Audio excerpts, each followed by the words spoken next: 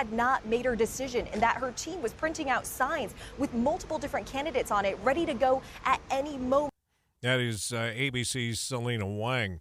KSL's top local story. We're working to gather new details about a crash involving an ambulance in South Ogden last night. This happened just after 6:30 at 5600 South Harrison Boulevard. South Ogden police have told us several people involved were taken to the hospital, but it's unclear exactly how many or how serious their injuries were, and we're still working to figure out what caused this crash in the first place. We know the ambulance and another vehicle were the only ones involved. A witness told KSL TV she saw first responders helping a family out of one vehicle and learned the ambulance did have a patient inside at the time of the crash. We have reached out to police for more information. Adam Small, KSL News Radio. Markets recovering some of the loss from yesterday so far. The Dow up 473 points. The S&P gaining back 84, and the NASDAQ is up 267 this hour. Coming up, the highest temps of the week happening today. We'll tell you how high, and maybe, just maybe, we'll get rid of these 100-degree temperatures soon. We'll check the forecast next. KSL News Time, 9:02. It's a priority for us at this station to bring you all sides of a story and to talk about the news fairly, completely. Get all the facts and be really aware. Utah's Morning News with us, Tim and Amanda. Weekday mornings 5 to 9 on KSL News Radio. Finish out the summer with Zero Res. Now that the kids are going back to school, it's time to freshen up those floors. The cleaning experts at Zero Res will provide a safe and effective cleaning for your carpets, upholstery, tile, air ducts, and more. Just check out Zero Res's 4.9-star Google rating.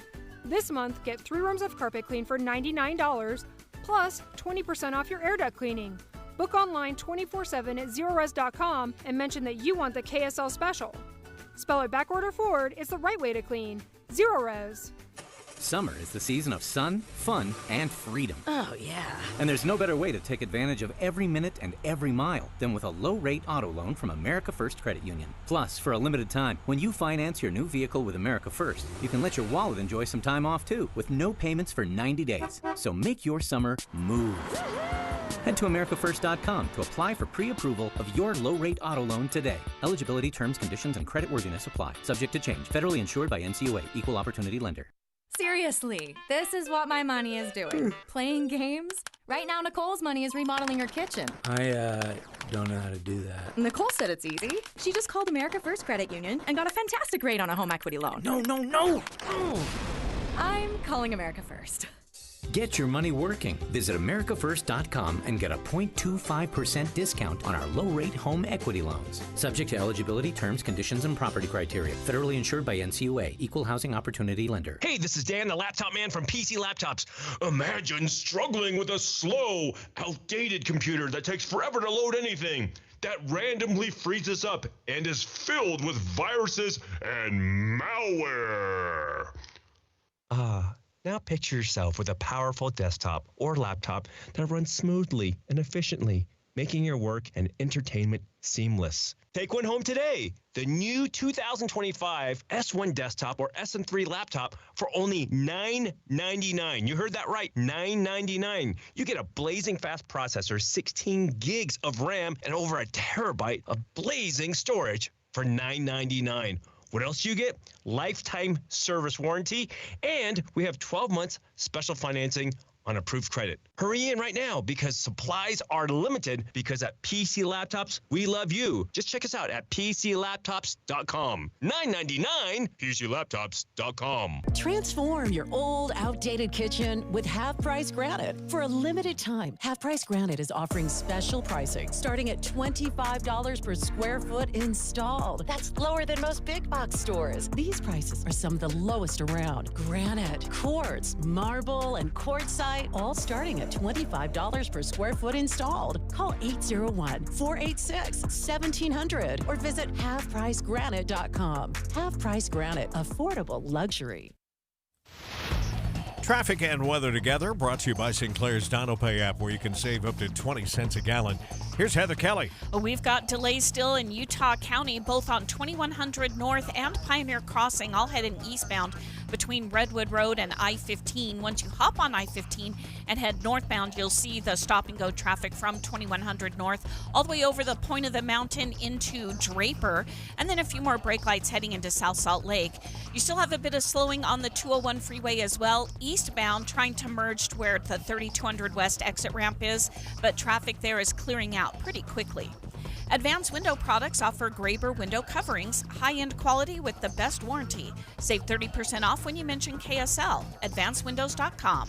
Heather Kelly in the KSL Traffic Center. Today will be the warmest day of the week, a high of 103, and then the temperatures gradually go down into the mid-90s by Sunday, and we get back into that monsoonal flow. 20% chance of showers Friday, 30% for the rest of the weekend and even the beginning of next week. So fingers crossed that we can shed these triple digits. Right now in Salt Lake City, it's 84 degrees. From the KSL Common Spirit Health Studios, I'm Tim Hughes. Listen online at KSLNewsRadio.com. We're Utah's news, traffic, and weather station. Dave and Dujanovic, your morning companions for talk, analysis, and key perspectives on Utah's biggest stories on KSL News Radio. We can breathe a little sigh of relief today as the Dow starts to rebound after yesterday's major sell-off. Of course, we went in depth on that on the show, but we're just going to take a little bit of a breather today because it's up. What did you say, Dave? It's up 500 points right now, and I think we can take a deep sigh of relief. This is what shocked me, Debbie. We had one bad day. We've had like a historically good run. We have one bad day, and it didn't take us 2 seconds before we were saying, is it recession? Is it recession? It's up 500 points. That's good. That's outstanding. It's 9:07. It's time for the launch. Sequence engaged. And here are 3 things that Debbie wants you to know. Countdown. 3. A really unusual, unique, and pretty major decision going on across Utah County all day long. A series of, I want to call them rolling city council meetings beginning at noon today and ending at 7 o'clock tonight. At issue, or the final one starts at 7 o'clock tonight. So at issue is several cities in the Utah County area, specifically in the Alpine School District, may eventually vote to break away from the state's largest school district. I just looked up the numbers, Dave. They've got like 92 different schools and 87,000 kids in that district. So we're going to have live coverage on this really monumental vote today. But remember, Utah County has pushed back on some of these initiatives that they've tried to push. Remember, they tried the Orem School District. They wanted to split that up and form their own school district. That got voted down. There's a $500 million school bond that got voted down. So just because this may get to the ballot does not mean this is going to get through. Countdown. 2. So we finally have the results of the recount in the GOP primary race for the 2nd Congressional District. And now it's 176 votes that separated U.S. Representative Celeste Malloy from her challenger, Colby Jenkins. That's different than the 214 vote difference that they went into the recount with. So why the 38 vote difference? We're going to get to the bottom of what happened as we speak to 2 people involved in the recount. Tooele County Clerk begins our coverage at 9:35, and then at 9:50, Ryan Cowley of the state's election office is calling into. We are straight up watching how the sausage is made. We're breaking it down. We're looking at every single ingredient that is going in there, and we don't always like watching the sausage be made. Let's just be very clear. I see this as a hiccup. There were 107,000 votes cast. They got it right within 38 votes. It's like a batting average of 300 versus 299.35, right? It's very, very close. It was very accurate, but it wasn't perfect. And we want to know, why wasn't it perfect? Launch countdown. 1. And her decision is Tim Walz. Minnesota governor, served in the Army National Guard for 24 years, former school teacher, former 6-term congressman. Yet, had you heard much about him until 2 weeks ago when he went full soundbite machine for Harris? I'm all in. I'm all in on this positive future. I'm all in that we can heal some of these rifts, and I think you saw it. You saw soon-to-be President Harris exhibit all those qualities and a grace that America is so hungry for. But a surprise pick, in my opinion. We had talked to Boyd Matheson. Boyd Matheson had all his chips pushed in on Josh Shapiro, the Pennsylvania governor. They're having the rally tonight in Pennsylvania. But they didn't choose the governor. They're like, hey, we're having a big party here in Pennsylvania. Just to let you know, we didn't choose your governor. Dave and Dujanovic. The Launch. Commence. America's top political story. Special coverage with Dave and Dujanovic. So, Governor Tim Walz,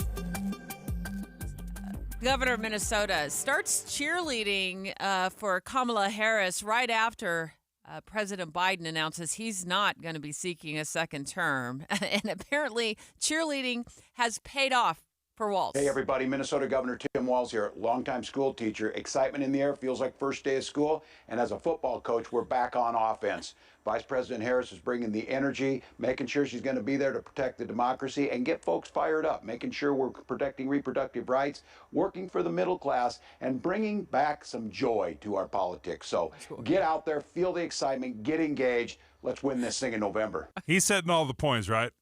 Who doesn't like a school teacher? Who doesn't like a football coach, right? He's like, hey, school teacher, football coach, all-around great guy. I am a little bit surprised that she chose to go with, I mean, he's only 60. He's just a little bit older than Kamala Harris, though he looks older. And I would think that after President Biden, that fiasco, you'd go with the youngest looking person possible. I would have thought Pete Buttigieg would have been at the top of the list. Like early 40s. But I think she chose him probably because he's not a threat to her in 4 years. You never want to choose the rising upcoming star if you're trying to win the presidency. You got to look to the future. Oh, so like best supporting actor? Yeah. You want a best supporting actor. You don't want to go another leading man or another leading woman right alongside you. So Governor Tim Walz, as you heard during Utah's Morning News, is breaking news, was named Kamala Harris's running mate for VP. They're expected to make an appearance later today. We're going to be talking later in the show to Boyd Matheson about his surprise because, as you said earlier, he was leaning in, had his bets on Josh Shapiro, the governor of Pennsylvania. But Walz really screamed to the top of the short list, at least publicly, very recently when he started referring to the Republican ticket using one word, weird.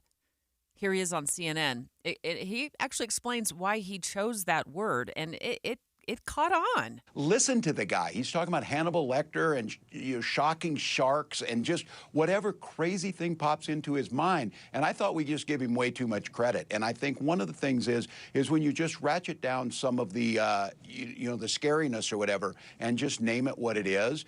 I got to tell you, Jake, my observation on this is: have you ever seen the guy laugh?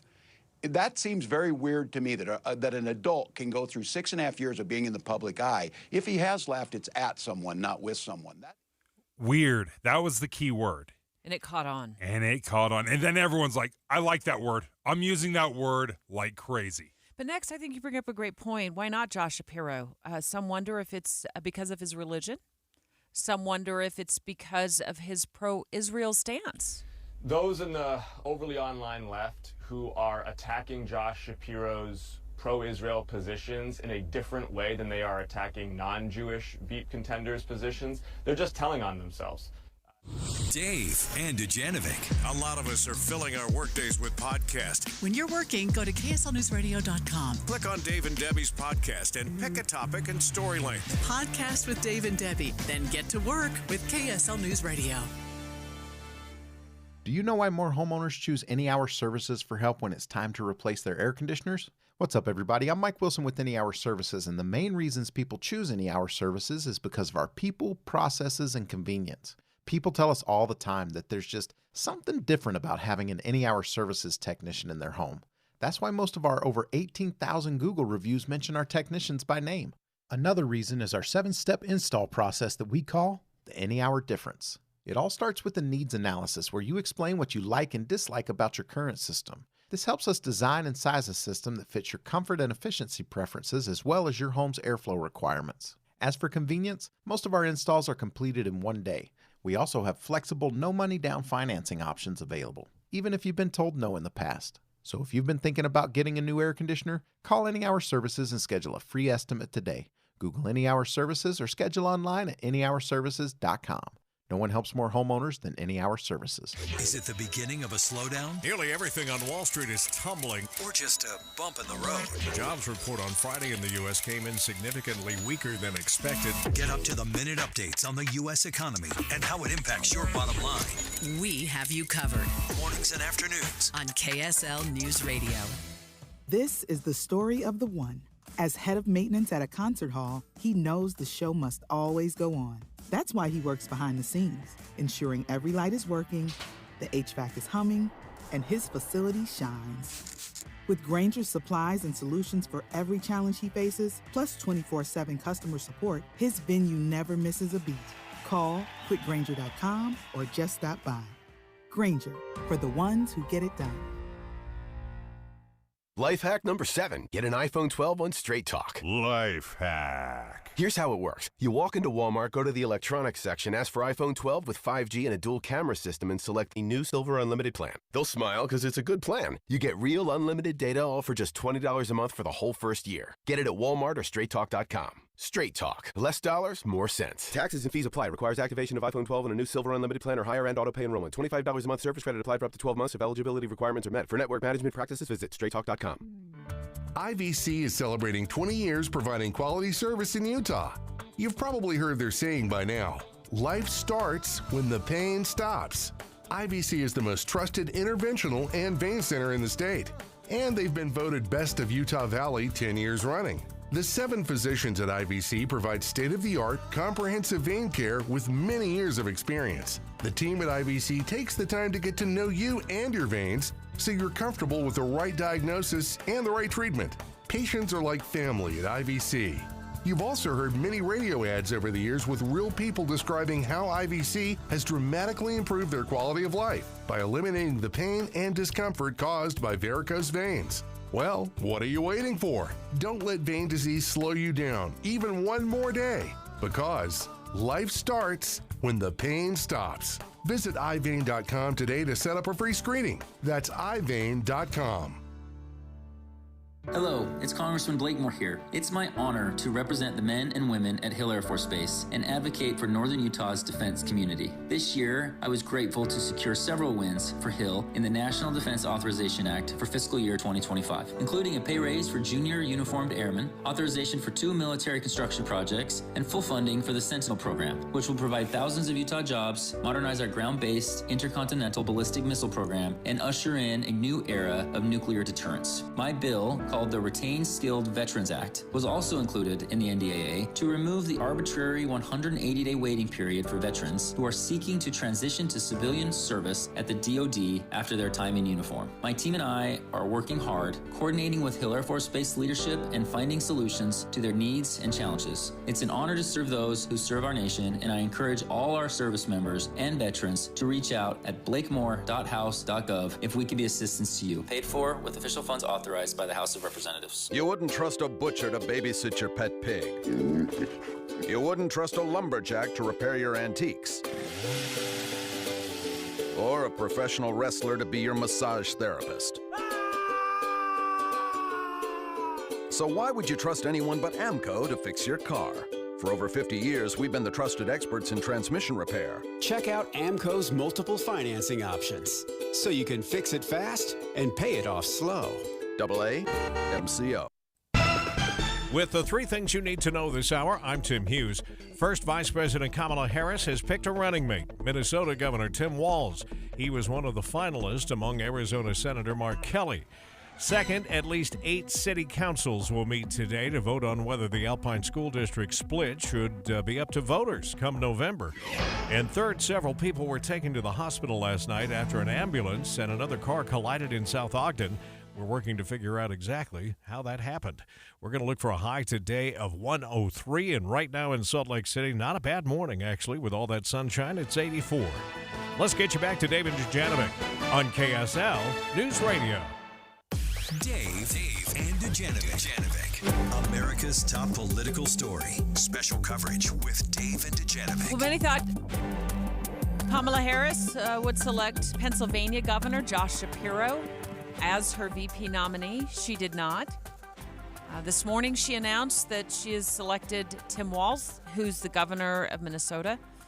And some have raised the question, is it because Shapiro is Jewish? Is it because of his stance on Israel?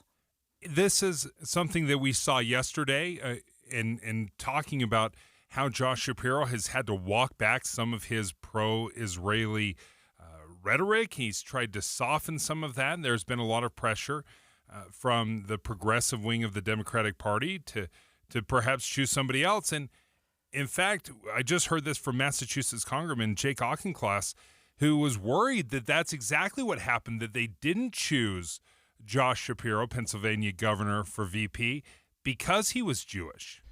Those in the overly online left who are attacking Josh Shapiro's pro-Israel positions in a different way than they are attacking non-Jewish Veep contenders' positions, they're just telling on themselves.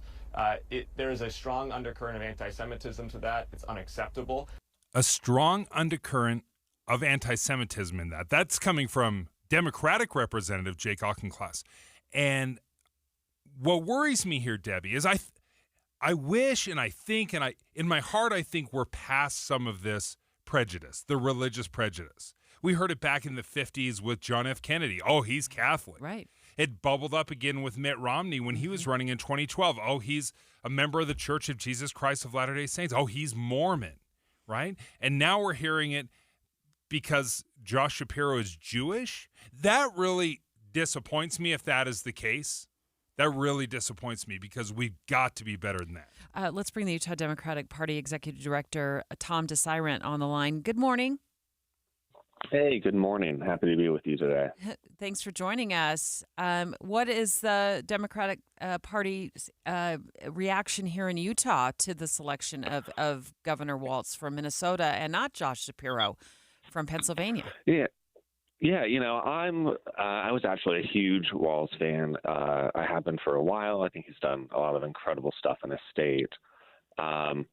You know, I don't think that it really has anything to do with Shapiro's religion. Shapiro is great. I think that all six of the kind of finalists for this position were all incredible, and frankly, all of them had pretty similar stances on the Israel-Palestine conflict. You know, I think that the vice president had to go look at a variety of really great candidates. Everyone was really fantastic. We've got such a strong bench right now. And, you know, I think that what Walz really brings to the ticket is a background in with his military service as an enlisted National Guard member. I think he brings a lot of really important healthcare reforms that he brought to his state. And I think he just provides a lot of, normal kind of dad energy. I think that we're kind of tired of what's happening with the weird stuff on the right. And Tim Walz is just fun to be around. He's just a normal guy. I've never heard it referred to as dad energy, but I see what you're saying. I do get a little bit of that vibe. Are you a little bit surprised, though, by grabbing the governor of Minnesota? This isn't necessarily a swing state. Do you think politically there could have been a more strategic choice? No, I know that, I think that there's a lot of very fair and legitimate, arguments about Shapiro being able to go bring in Pennsylvania. But I do think that Walz can really help solidify kind of the blue wall, that we do have with PA, Wisconsin, and Minnesota. I think that he's going to be a really great governor for that entire region, or a really good VP pick for that region, and eventually a really good VP for the entire country. We're speaking live right now to Tom Desirant. I'm learning how to pronounce your name. I'm hoping I'm saying it right, Tom. With Utah Democratic Party Executive Director, getting the Democratic reaction here in Utah to the announcement today that Kamala Harris has decided to pick Minnesota Governor Tim Walz as her running mate.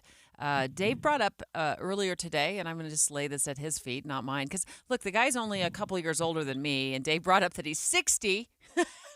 I'm like, do you think that, but do you think that matters at all when you're trying to make such a sharp turn as a party from being seen as, the party of the, older candidates, most recently with President Joe Biden? Debbie, are you saying that 60 is too old? I don't think that 60 is an old age at all. Well, look, I'm almost 58. Well, I guess I should say 57 and a half, and I feel younger than ever. But I will just say, listen, 60 is not old. I mean, I get that as well. But there was just a visual when I first saw him. He looked like an older guy, and I guess older I than thought 60. Yeah. I thought he looked like that, right? Yeah. It's superficial, no question, but the fact is you're coming from a president that obviously had to step down at the last minute because of his age, and the appearances, it just looks like another the elder optics. statesman. Yeah, what is your response to that, Tom? I don't even know what to say to that. So Shapiro's I guess so much Shapiro younger. looks younger. But, I think that when you have a ticket like Vice President Kamala and Governor Walz, and you compare that to Donald Trump and J.D. Vance, I feel like we're the younger ticket for sure. I know J.D. is 39, but he's got some old ideas, and, I care more about the future that Harris and Walz want to bring to our country than about Harris or Walz being 59 or 60 years old. Well, we appreciate you taking the time to join us, Tom Desirant, Utah Democratic Party's Executive Director. Thanks. What was your initial reaction to the choice today, Dave? Well, quite honestly, just a surprise. Like you, I didn't know who this guy was. I don't know the governors of all the states, and typically the governors that do make some noise are usually very strong on social media. They have a big presence. They're maybe bombastic and loud. I didn't find that from this choice. So a little bit surprised, under the radar. I didn't have any name recognition on this guy until recently, whereas Governor Josh Shapiro was in a very close race when he won. It was a very important state for the Democrats. They have to be able to hold on to Pennsylvania. It just made so much sense that it would be Governor Josh Shapiro. Mm-hmm. So to pivot away, it felt like all the fingers were pointing directly at Shapiro. They're making the announcement tonight in Pennsylvania. In the state that he governs. Yeah. I think this is probably a surprise to everybody. They set the party. And they're going to invite the governor? Hey, thanks for coming. We didn't choose you though. So I was driving to work. This is almost 20 years ago, I guess now, maybe a little less than that, when John McCain announced his vice presidential running mate as Sarah Palin. And for the life of me, I did not know who she was. Other than I got into the newsroom and I looked it up, and I was like, okay, so. She's an Alaska governor, former sports anchor, and I felt that same sort of when he rose to the top of her short list. I was like, I felt that same feeling that I felt back then when Senator McCain, then presidential candidate McCain, announced that Sarah Palin was going to be his running mate. George Bush did the same thing with Dan Quayle. Yeah, that's right. I mean, there are some of these no names. Maybe they're rising stars. I'm not sure what the selection process is or behind the scenes, but there isn't high name recognition. Now, listen, there's 50 governors, there's 435 representatives, there's 100 senators. You can't keep track of everybody, but this is one I was new to me. We'll continue our live coverage on this when Boyd Matheson joins the show with his take He was leaning into Shapiro, and it turns out she chose Walls. Straight ahead, we're still trying to unravel what happened inside the software system at the Tooele County Clerk's office that gave them that error message during the GOP primary recount. So let's get Tooele County Clerk Tracy Shaw live on the line next. 9:30 at KSL News Radio. I'm Tim Hughes. Let's look at some of our top stories this half hour. Dozens of people protested last night demanding answers from the Utah Division of Child and Family Services in how they handled the case of 12-year-old Gavin Peterson. Sabrina Tracy organized the protest in Ogden last night, and she tells KSL TV they want to see transparency and changes. What we're really looking at is to have Utah really look strongly at DCFS and really look at the policies and regulations and see where that disconnect is and where we're failing. Gavin died after police say he was abused and starved for years, despite several people making reports about it to the DCFS. The division said in a statement they are conducting an internal review of how they handled the case. Our top national story this hour from ABC News, Tropical Storm Debbie combining with other weather to make for a travel mess across large parts of the country. ABC's Trevor Ault is at New York's LaGuardia Airport. Frustrated travelers facing delay after delay, dealing with the ripple effects from Tropical Storm Debbie and a series of scattered summer storms across the Midwest and Northeast. Nationwide, more than 23,000 flights canceled or delayed since Sunday, with Debbie's pummeling winds and rains hitting Florida airports hard. Some of those areas say they could get 30 to 40 inches of rain before this thing moves out. Your money at this moment, the Dow recovering a little bit of the losses from yesterday, about 0.6%. It's up 234 points. The S&P is up a full percentage point with a gain of 56. The NASDAQ also up 1%.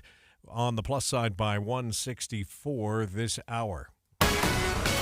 Coming up, going to be over 100 again today and likely tomorrow, but boy, you look at the extended forecast, maybe we'll shed these triple digits. We'll find out. KSL News Time, 9:32.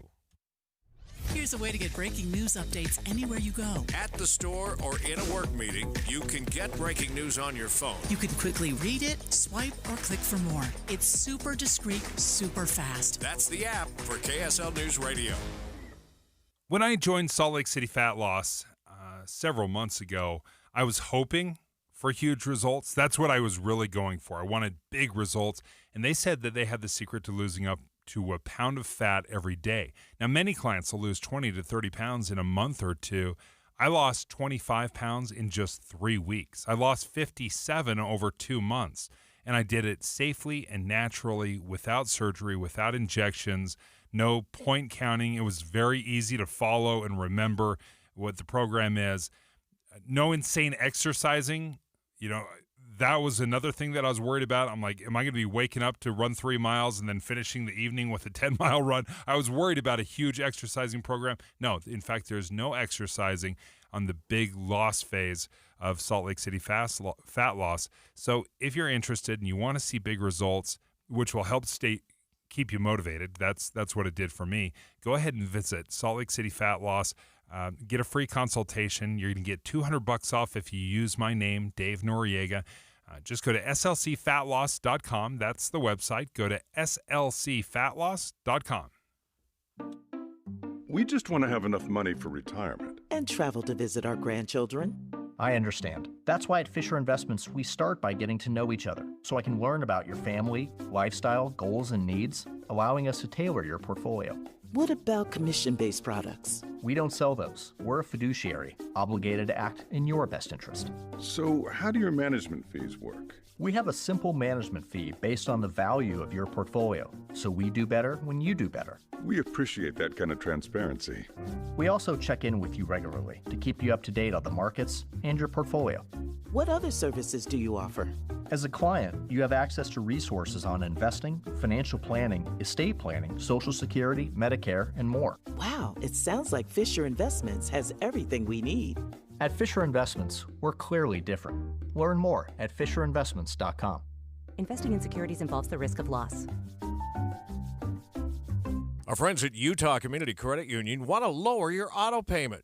What are you paying on your auto loan right now? I bet we can save you some money because you can get a UCCU auto or RV loan for as low as 6.49%. Matter of fact, we just learned that UCCU recently received the Data Track Great Rate Award, certifying that UCCU provided more than, are you ready for this, $45 million in savings to the members in 2023 alone. They're all about saving you money. I've been banking there for years, and with UCCU's new elevated checking, your low-rate auto loan gets even lower. It'll drop an additional 0.25%. That's off the lowest rate on any UCCU auto or RV loan. Yeah, that means right now you'll get that auto or RV loan for as low as 6.49%. Just open the UCCU mobile banking app, or you can go to uccu.com/switch. You can also call UCCU or just stop by any branch. Utah Community Credit Union. You're going to love where you bank.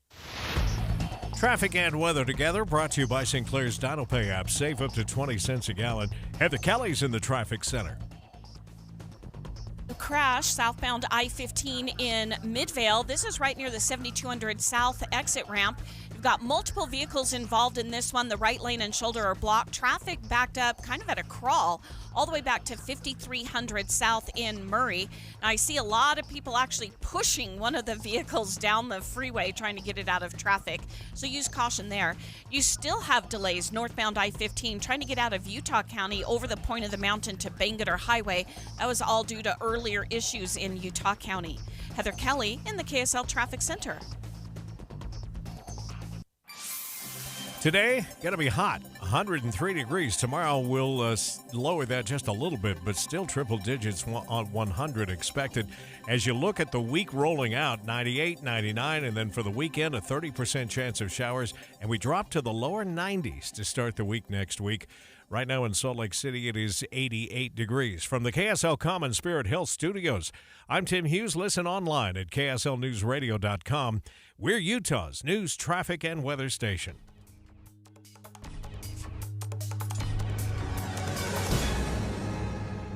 Dave and Dujanovic, your morning companions for talk, analysis, and key perspectives on Utah's biggest stories. On KSL News Radio, Utah's top political story. Special coverage with Dave and Dujanovic. You know that Representative Celeste Malloy officially winning in the recount beats Colby Jenkins, her challenger, in a very, very tight race. How many votes was it that separated them, Dave? 176. But they went into this 214 votes that separated them. And that's the biggie. That's really where this conversation comes from is originally when the ballots were first cast, Celeste Malloy had a 214 vote lead, which falls within the recount threshold. And Colby Jenkins asked for a recount. On the recount, there was a 38 vote difference after they tallied everything. And the big question is, why wasn't it exactly the same? Because that's what we want. We wanted it to be exactly the same, and it wasn't. Now, the 2nd Congressional District covers a number of different counties. You know, you've got Washington County in southern Utah. You've got Iron County, which is the neighbor to Washington County down there in southern Utah. You've got, Salt Lake County. You've got Tooele County. And we really started to hyper-focus on Washington and Tooele counties because it was announced late last week that during the recount, there was some sort of like an error message that was coming up. And you and I have learned after kind of looking into this that not all counties use the same software program. So that would explain why not all counties saw this error message. And we wanted to get the Tooele County clerk on the line to talk us through this and what happened. And it was the clerks that found this error in the first place. So joining us right now, Tracy Shaw, who's the Tooele County clerk. Hey, thank you for joining us. Can you walk us through and explain to our listener, maybe without getting too much into the nitty-gritty, what was the error? Hi, yeah, happy to join you today. Yes, the error was something that we saw when we first ran our adjudicated ballots. It just popped up on the screen, just like a typical JavaScript type error that you sometimes see with technology. And we alerted our election vendor, and they kind of walked us through, said, that does happen on occasion, but simply like backing out, refreshing, going back in should take care of it. Typical IT response, right? So we did that, and we were able to go back in and hit that button again. that we normally do to apply our adjudicated changes. And we did not get the error at that time. So we were under the impression that the changes were applied as expected moving forward. And so we canvassed. But then when we did our recount, again, we, like you, were expecting everything to be much the same, but we found a few discrepancies.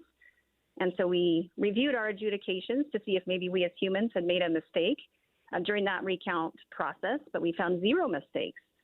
So we instituted a hand count of a couple of precincts where we had identified some problems, but those recounts also didn't match. And so that just left us kind of scratching our heads. And that's when we reached out to our election vendor and to the Lieutenant Governor's office to get some assistance to figure out what was going on, because a hand count is obviously the official source, where those are the source documents, the ballots themselves. And so that is the true count. And because the software wasn't indicating that, that told me that there was a problem with the software. And our vendor was very responsive. They hopped into action, and the whole team came together to identify the problem. And we found it to be the problem with that error that we had popped up on the screen. And we were able to work through that. They're still kind of identifying why our county and Washington County had it where others didn't, that are using the same software. That'll take a little bit more time. But we were able to get that Band-Aid solution adjudicating in smaller batches to be able to get forward to the point where the report was accurate and matched our hand count to confirm the accuracy. We're speaking with Tracy Shaw, who's the Tooele County Clerk. When you talk about adjudicated ballots, can you give us an example of what an adjudicated ballot would look like? Sure.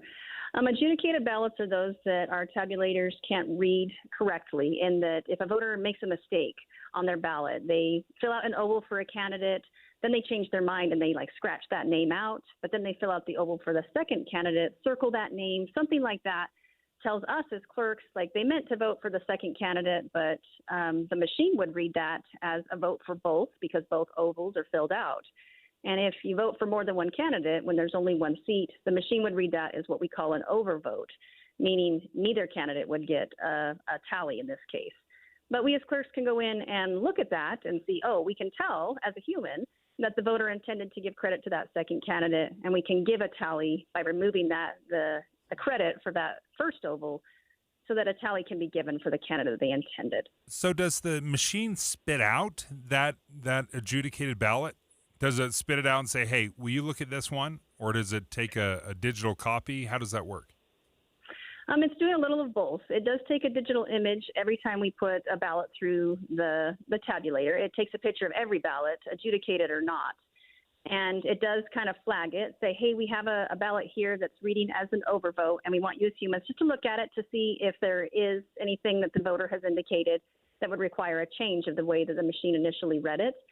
Sometimes it's a true overvote, meaning people just filled out two ovals and there's no real indication like a scratch out or an X or something like that would tell us what they meant.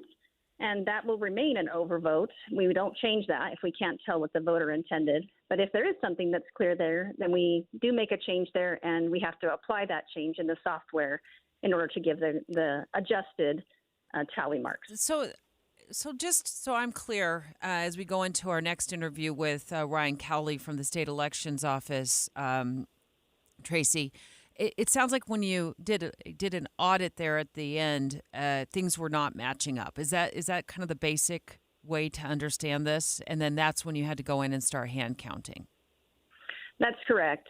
Because my numbers weren't matching, we initially, started investigating. I can't, in good faith as a clerk, present numbers to my board of canvass that are unexpectedly different when I don't know why. And so we moved our canvass meeting to Friday to allow some time to investigate because, we do make mistakes. We're not perfect. And so we wanted to rectify that. But when we found we didn't really make any mistakes in adjudication, then that indicated a software problem. And for me, a hand count was the only way to be 100% sure of what the count should be. Tracy Shaw, thank you for joining us, Tooele County Clerk. We're going to continue this conversation next with the State Elections Office. Ryan Cowley calling the show. We're going to ask them if they're confident yet. Is this just a one-time issue that they're addressing, or are they concerned that this will be an ongoing issue? Next. Dave and Dujanovic. You know KSL is the only news radio for your car, right? The only news radio for your smart speaker. Come here in the morning. It's the latest news and traffic. In the afternoon, news and updated weather. We have you covered at KSL News Radio. People have asked me why I chose soda weight loss instead of one of those shots or injections. Honestly, one of the reasons was because first, I knew soda got results. I just looked at my friends who'd already done it, and second, I knew those results stuck. With the shots, most people eventually gain back the weight they lost and then some, because it doesn't change the habits that led to their weight gain in the first place. Soda weight loss specializes in releasing the toxic deep down fat mass in the belly without drugs, pills, or shots. I let go of 70 pounds in just 5 months. They've helped me change my relationship with food and develop simple life habits that'll make my long-term success a sure thing. Basically, soda gets results and they last. See for yourself at sodaweightloss.com. Check out the thousands of before and after pictures of people just like you and me. While you're there, click the Request a Nutritionist callback. Within minutes, you'll be talking to someone who truly wants to help you get in the best shape of your life for the rest of your life. Go to sodaweightloss.com. That's SOTA weightloss.com. And remember, soda stands for, say it with me, State of the Art. At KSL News Radio, we have a 30-year legacy of honoring Utah teachers, but we can't do it without your help. Please tell us about an important teacher in your life on the KSL Teacher Tribute Wall, presented by Cypress Credit Union. Each month, one lucky teacher wins a $500 gift card from Cypress Credit Union, a $250 gift card to Harmon's, plus season tickets to Hale Center Theater. Say thanks to your teacher today at kslnewsradio.com/teacher from Cypress Credit Union and KSL News Radio. A happy place comes in many colors. One that leaves you feeling refreshed. Something that gets you all fired up. Or gives you the space to chill. Whatever your color, bring happiness home with CertaPro Painters and make your happy place your home. CertaPro Painters. That's painting happy. Get started today at CertaPro.com. Each CertaPro Painters business is independently owned and operated. Contractor license and registration information is available at CertaPro.com. It's complicated. These days, that's how people even describe their relationship status. When it comes to the latest complexities in your car, it's gotten really complicated. The experts at AMCO undergo the most rigorous training to stay on top of the latest car technologies, so there's nothing we can't fix. Well, except for that complicated relationship. When it comes to that, you're on your own. AA, MCO. Check engine light on? We'll check it for free. Why choose a Sleep Number smart bed? Can I make my side softer? Can I make my side firmer whenever I want? Can we sleep cooler? Sleep Number does that. Cools up to 8 times faster and lets you choose your ideal comfort on either side. 94% of Sleep Number smart sleepers report better sleep. J.D. Power ranks Sleep Number #1 in customer satisfaction with mattresses purchased in-store. And now, during our biggest sale of the year, save 50% on the Sleep Number Limited Edition smart bed. Limited time. For J.D. Power 2023 award information, visit jdpower.com/awards. To find a store near you, visit sleepnumber.com. This is the story of the one. As a maintenance engineer, he hears things differently. To the untrained ear, everything on his shop floor might sound fine, but he can hear gears grinding or a belt slipping. So he steps in to fix the problem at hand before it gets out of hand. And he knows Grainger's got the right product he needs to get the job done, which is music to his ears. Call, click Grainger.com, or just stop by. Grainger, for the ones who get it done. Beehive Plumbing now offers premier service. 10 years of coverage on both parts and labor. Call or visit beehivepremier.com for expert experience every time. It's prime camping season, and Motorsportsland RV Centers are offering huge savings on your next RV during our model year clearance event. We've got to make room for incoming 25s, and previous year models are at huge discounts. Save tens of thousands and start a new adventure in comfort and style. We have excellent payment options, including zero-down financing, as well as special event interest rates. At Motorsportsland RV Centers, we provide a hassle-free and low-pressure buying experience. We aren't like other dealers that advertise fake prices and then charge thousands for things that should already be included. If you sit down to make a deal and see an extra charge for freight, prep, orientation, or other creative fees or packages, you got to get out of there and come to a Motorsportsland RV Center in Salt Lake, Mill Creek, or Spanish Fork. Save thousands during Motorsportsland's Model Year Clearance event and get the RV of your dreams today. Adventure awaits. Let Motorsportsland help you get away. Motorsportsland.com. Master Electrical Services, home of the upfront pricing guarantee. With the three things you need to know this hour, I'm Tim Hughes. First, Vice President Kamala Harris and her newly picked running mate are set to appear in Philadelphia at a rally tonight. Second, the recount for the 2nd District primary is favoring Congresswoman Celeste Malloy, but a Utah Supreme Court decision could still change things. And third, UDOT is offering resources so K through 12 students and their parents can find safe walking or biking routes to school. We'll look for a high today, hot, 103 degrees, and right now in Salt Lake City, it's 84. Let's get you back to David Dujanovic on KSL News Radio. Dave and Dujanovic. Utah's top political story. Special coverage with Dave and Dujanovic. We just got off the line with Tooele County Clerk Tracy Shaw, and we asked her specifically about some issues that they were having with the software program during the recount in the 2nd Congressional District. And Dave, now that that's wrapped up, the recount shows that Malloy is still ahead of Jenkins by 176 votes. But in the break, I said to you, it just what happened in Tooele County reminds me of when I was I was a bank teller, and the machine would spit out at the end of the day how much should be in my till. How much I'd paid out, how much I'd taken in, how much cash, checks, etc., should be in my till. And when I got to when I'd count out my till every night, you had to count out twice, and then you gave it to the teller next to you to do the audit. If it was off, if my till said, you should have $17,000 in there, the printout said $17,000, and I came up with, $16,554. Well, I had to go back and figure out where the missing math is, right? And that sounds like what's happened in Tooele. And it can be frustrating. We are dealing with humans. So is perfection the only acceptable answer?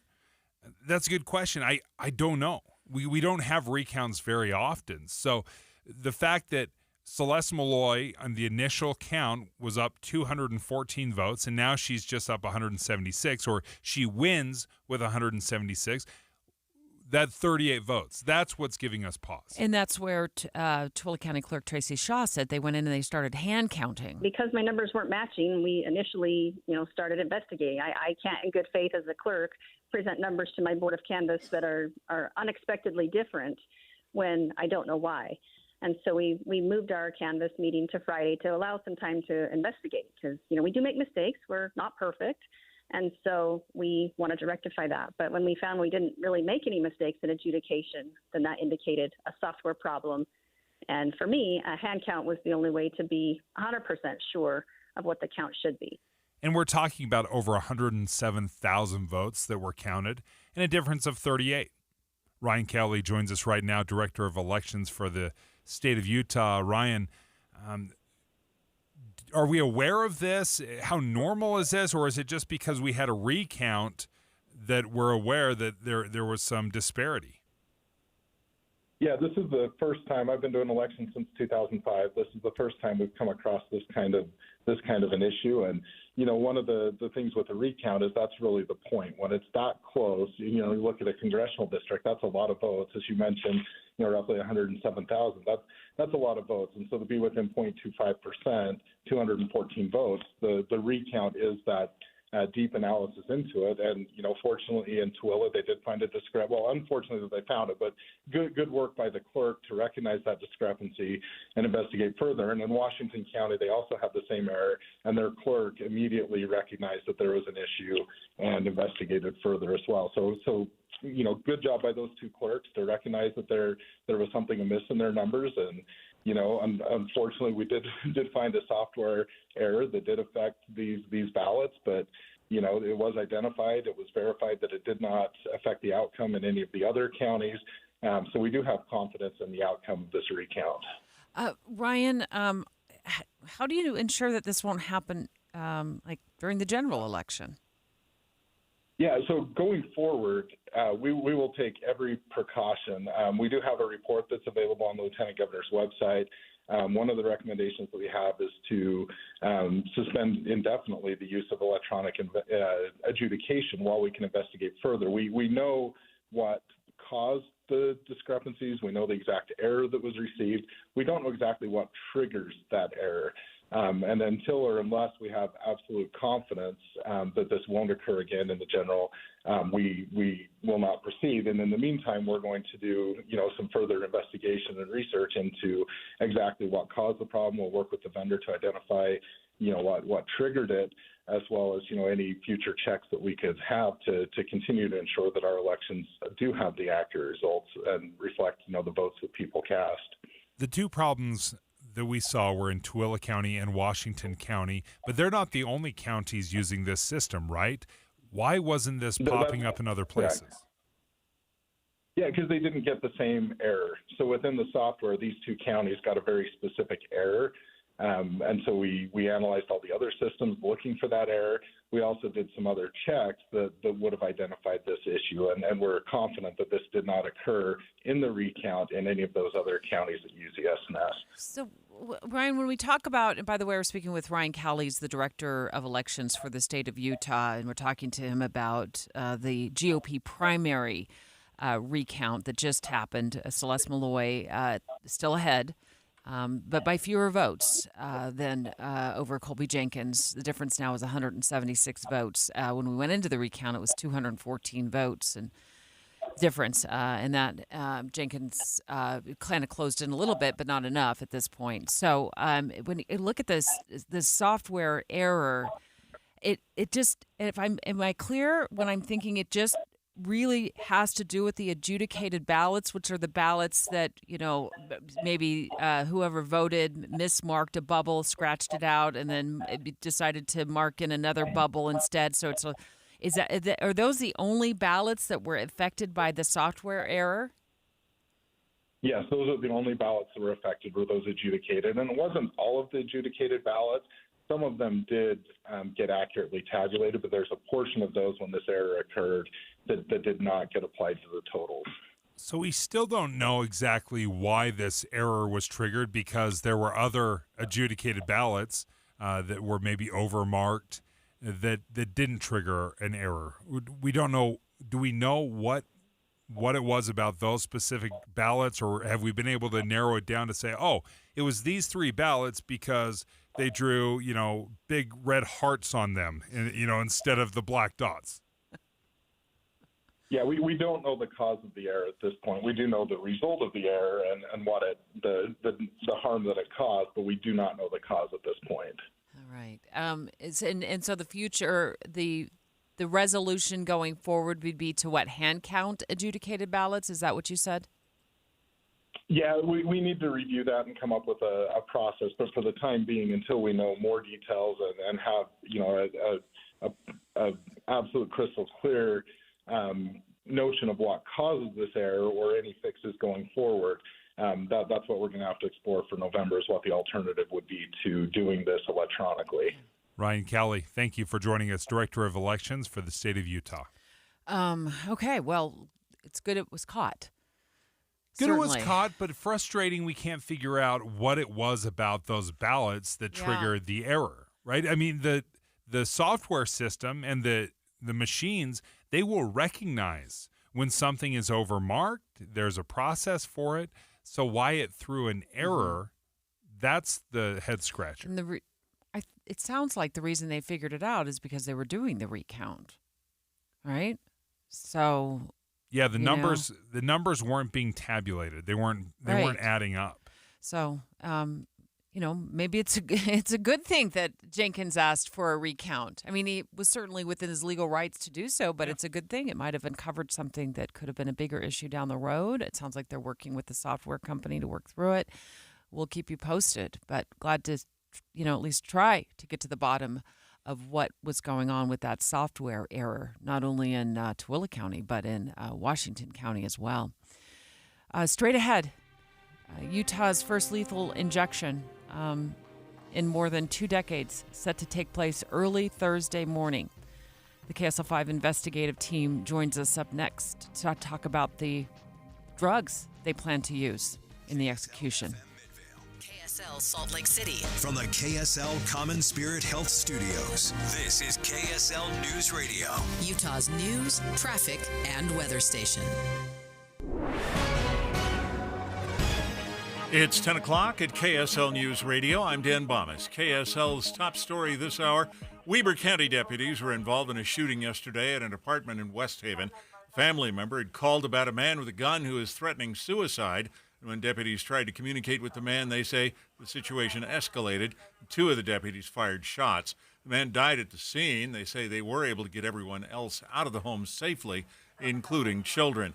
The recount in the 2nd District congressional primary is favoring Congresswoman Celeste Malloy, but a Utah Supreme Court decision could still change things. KSL News Radio's Michael Commit has more. Challenger Colby Jenkins argues that hundreds of mail-in ballots that were stamped too late while in processing should still be counted.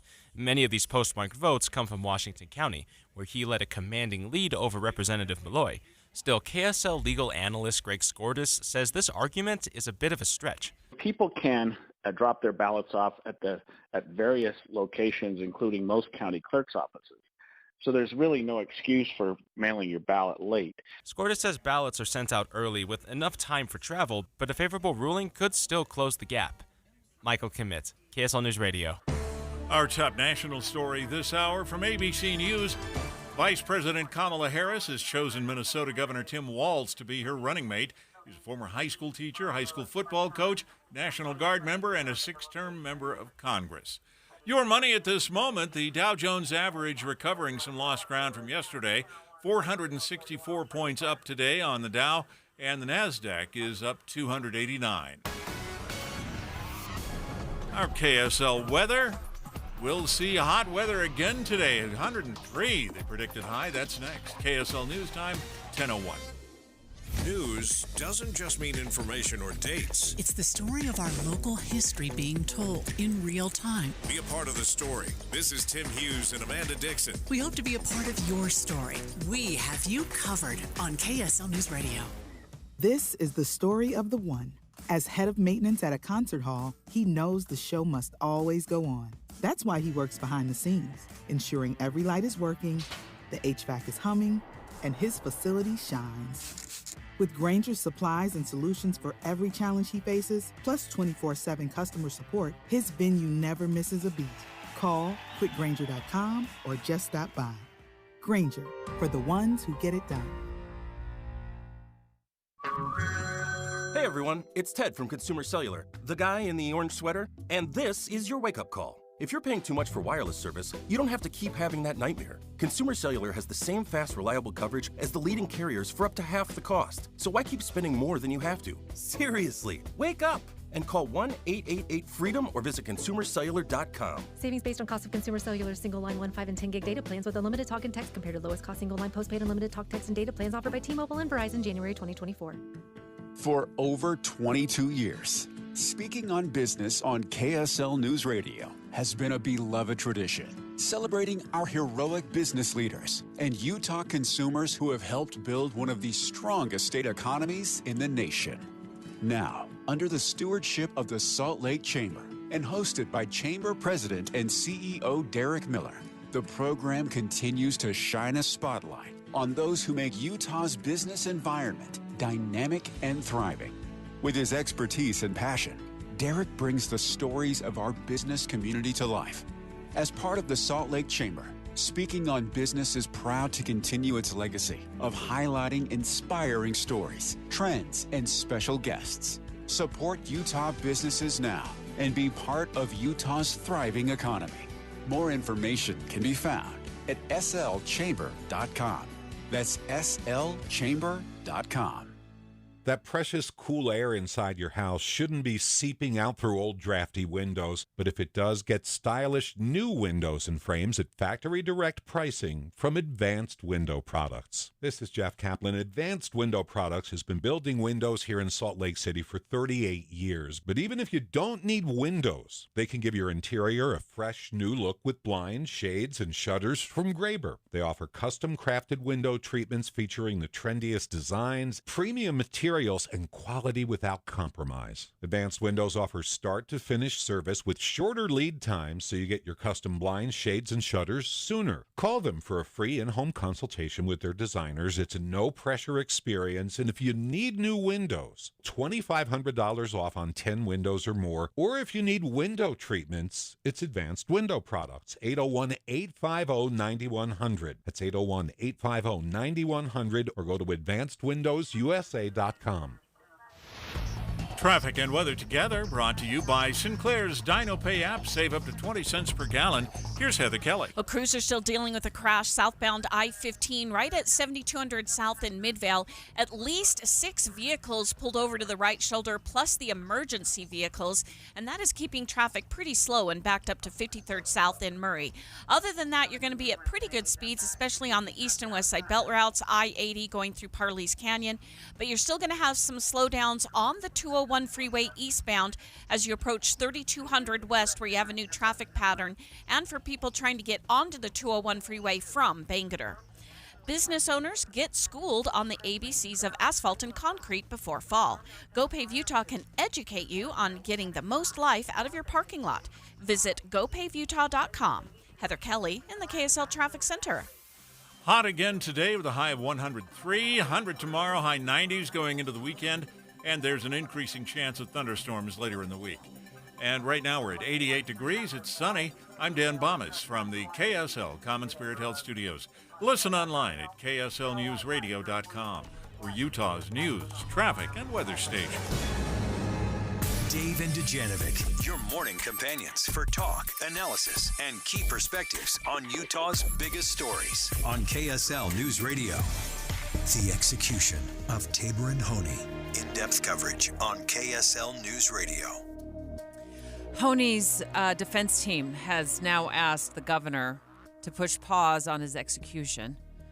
Brought up the drugs that the Department of Corrections will be using to lethally inject the convicted murderer this Thursday just after midnight. In a moment, we're going to speak live with KSL 5 Television's investigative reporter Daniela Rivera about what she knows about these drugs and also this last-minute ask on the part of his defense team. And there's no question that this is a macabre subject, and to delve into this level of detail, but it happens so infrequently here in Utah, only 7 times over our history, that we are fascinated and we're interested or curious or just genuinely interested in the entire process. KSL 5 Television's Daniela Rivera in studio with us today. Let's start with his defense team asking the governor to push pause. Do we know what direction the governor's leaning at this point with that, and why they ask? We have not heard from Governor Cox's office whether he intends to even respond to this letter or what that response would look like. I will tell you, it appears this defense team is running out of options. Of course, any good defense team is going to try everything until the absolute last moment. But if you think about it, the Board of Pardons and Parole declined to commute his sentence. That was Honey's last chance with BOP. Last week, his lawsuit over the drugs the state would be using was dismissed. So this appears to be perhaps a last effort to get some reprieve from the governor's office. And we don't have any indication that Governor Cox is going to do that or not going to do that. We simply have not heard. So what do we know about the drugs that are used? So this is interesting. Utah law calls for a drug called sodium thiopental to be used, or an equally or more effective substance. That drug you can't get it. It's not available to anyone. And so the Department of Corrections came up with a 3-drug cocktail: ketamine, an anesthetic, fentanyl, a pain reliever, and potassium chloride, which stops the heart. That was the subject of Honey's lawsuit. He sued, saying that this is an untested, never-before-tried combination of drugs, and it could amount to cruel and unusual punishment. Instead, his legal team suggested a more favorable option would be pentobarbital, which is a drug that has been used in many executions. I know the state of Texas uses that drug. It's also very difficult to get. It's hard to find. The Department of Corrections was trying to get some, reaching out to other states, hadn't had any luck. They're having a hard time finding the drug that stops the heart?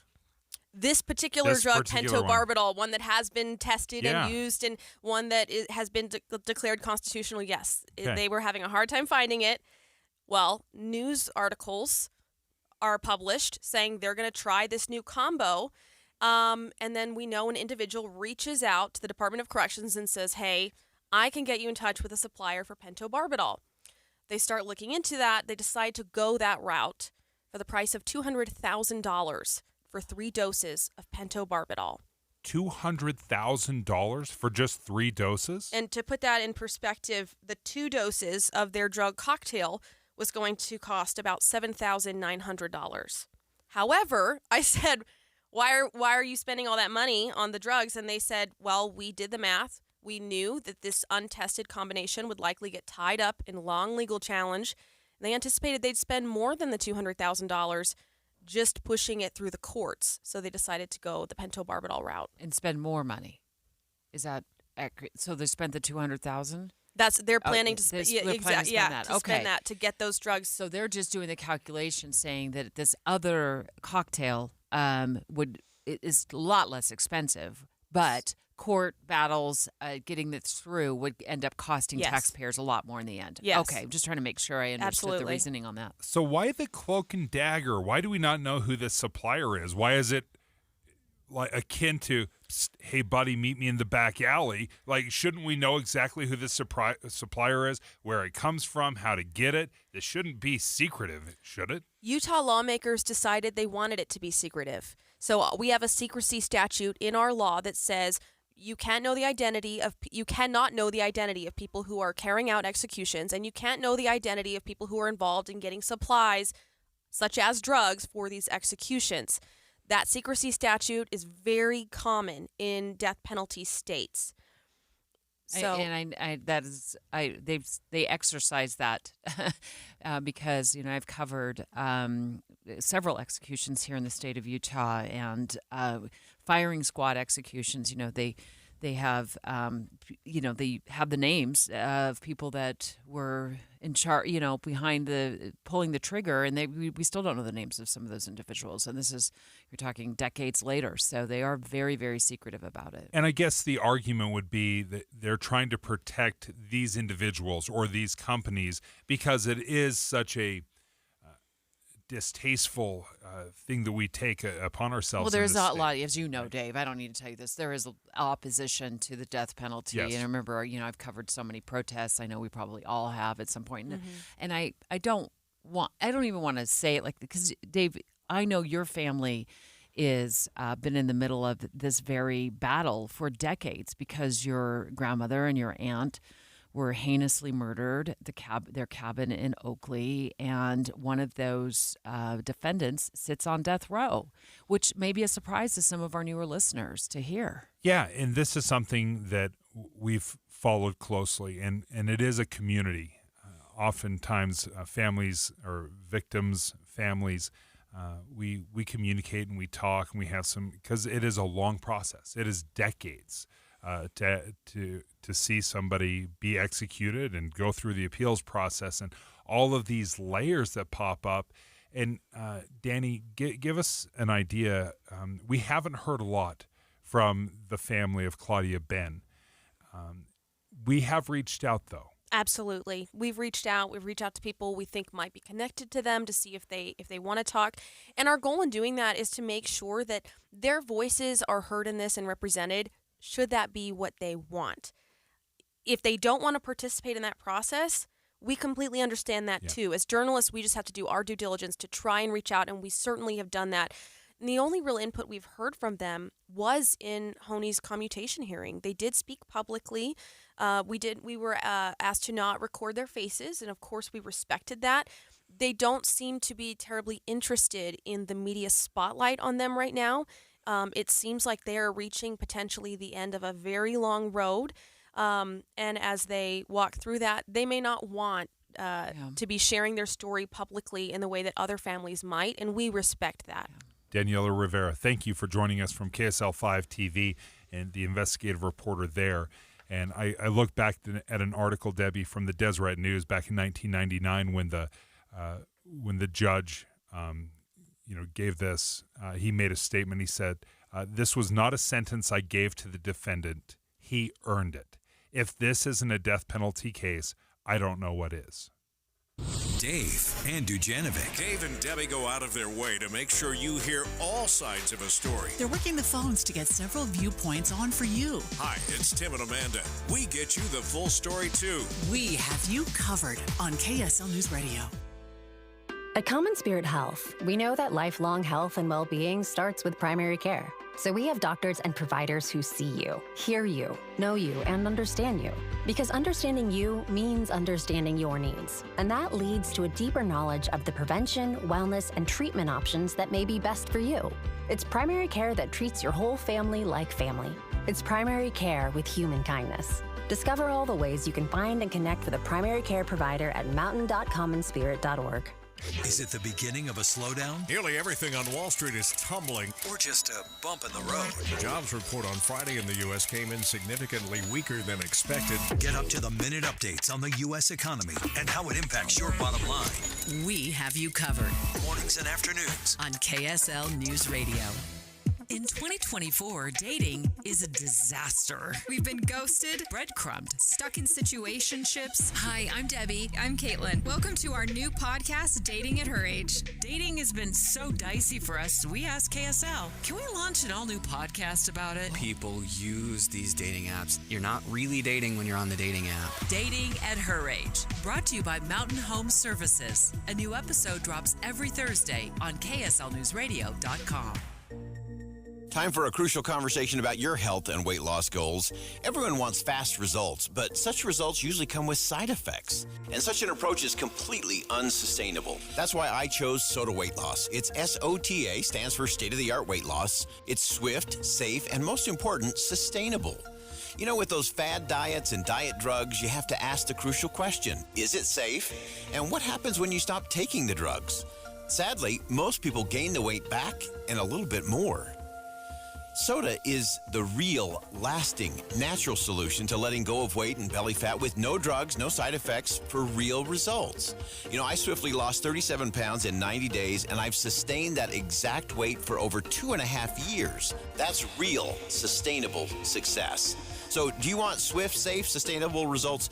Go to SOTA Weight Loss, SOTAweightloss.com today.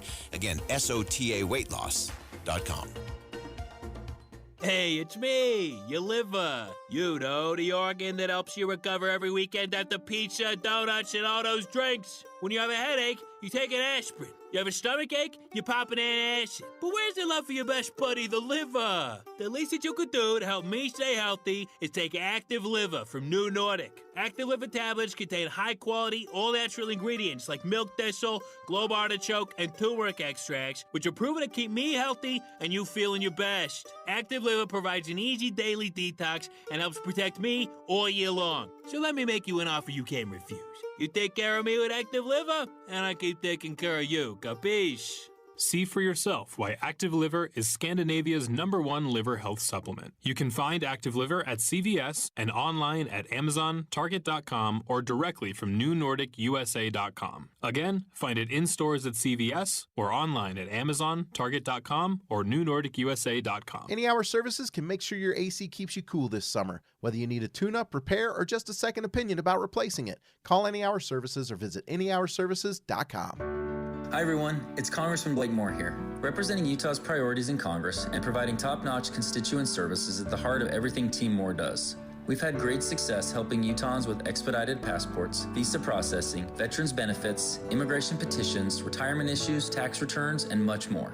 If you need help navigating a federal agency, including the IRS, Social Security, the VA, Immigration Services, or Medicare, please give my office a call at 801-625-0107. That's 801-625-0107. We're also happy to help coordinate U.S. Capitol tours, take your comments, and provide legislative updates anytime. I also want to invite you to sign up for my weekly e-newsletter. We are soon entering what is called the political blackout period leading up to the election, meaning my office cannot reach out with updates and announcements unless you are subscribed to our communications. So sign up today at blakemore.house.gov. It's our honor to serve you and your family in Congress. Thank you. Paid for by official funds authorized by the House of Representatives. Look, we know you're super busy here at KSL News Radio, so we've teamed up with our friends at KSL 5 Television to bring you every single day the 3 Things You Need to Know newsletter. You get the top stories straight to your inbox, so super easy to sign up as well. Text the word inbox right now to 57500. All you got to do is text the word inbox to 57500, and we'll get you signed up. With the 3 things you need to know this hour, I'm Dan Bomas. First, Weber County deputies shot and killed a man who was acting erratically and threatening suicide in West Haven. Others in the home, including children, were able to get out safely. Second, Vice President Kamala Harris has made her pick for the number 2 spot on the Democratic ballot, Minnesota Governor Tim Walz. And third, the 2nd District congressional primary isn't quite over. Even though Celeste Malloy came out ahead in the recount, there's still a court case to resolve. 88 degrees and sunny in Salt Lake City. And back to Dave and Dujanovic on KSL News Radio. Dave and Dujanovic. The future of Utah's schools. Special coverage on KSL News Radio. Well, it is going to be a busy day all across Utah County, starting at noon today in a quite an unusual move. There will be a series of city council meetings in several different cities, and the last one starts at 7 o'clock tonight in Draper because the Alpine School District may be broken up. So what's going to happen this afternoon, starting at noon today, is they'll start meeting in these different cities. The city councils will each hold meetings, Dave, and they'll decide if they want to come together and form a new school district. And the Alpine School District is the largest school district in the state. And if you do divide it up, now you've got to find another superintendent. You've got to figure out the busing, teachers, buildings, administration. It is a massive undertaking. In a moment, we're going to go in depth with Lehigh Press reporter Skylar Beltran, who's been covering this at length. There's a lot of nuances, and we're going to get the ins and outs of that in just a moment when we speak with Skylar.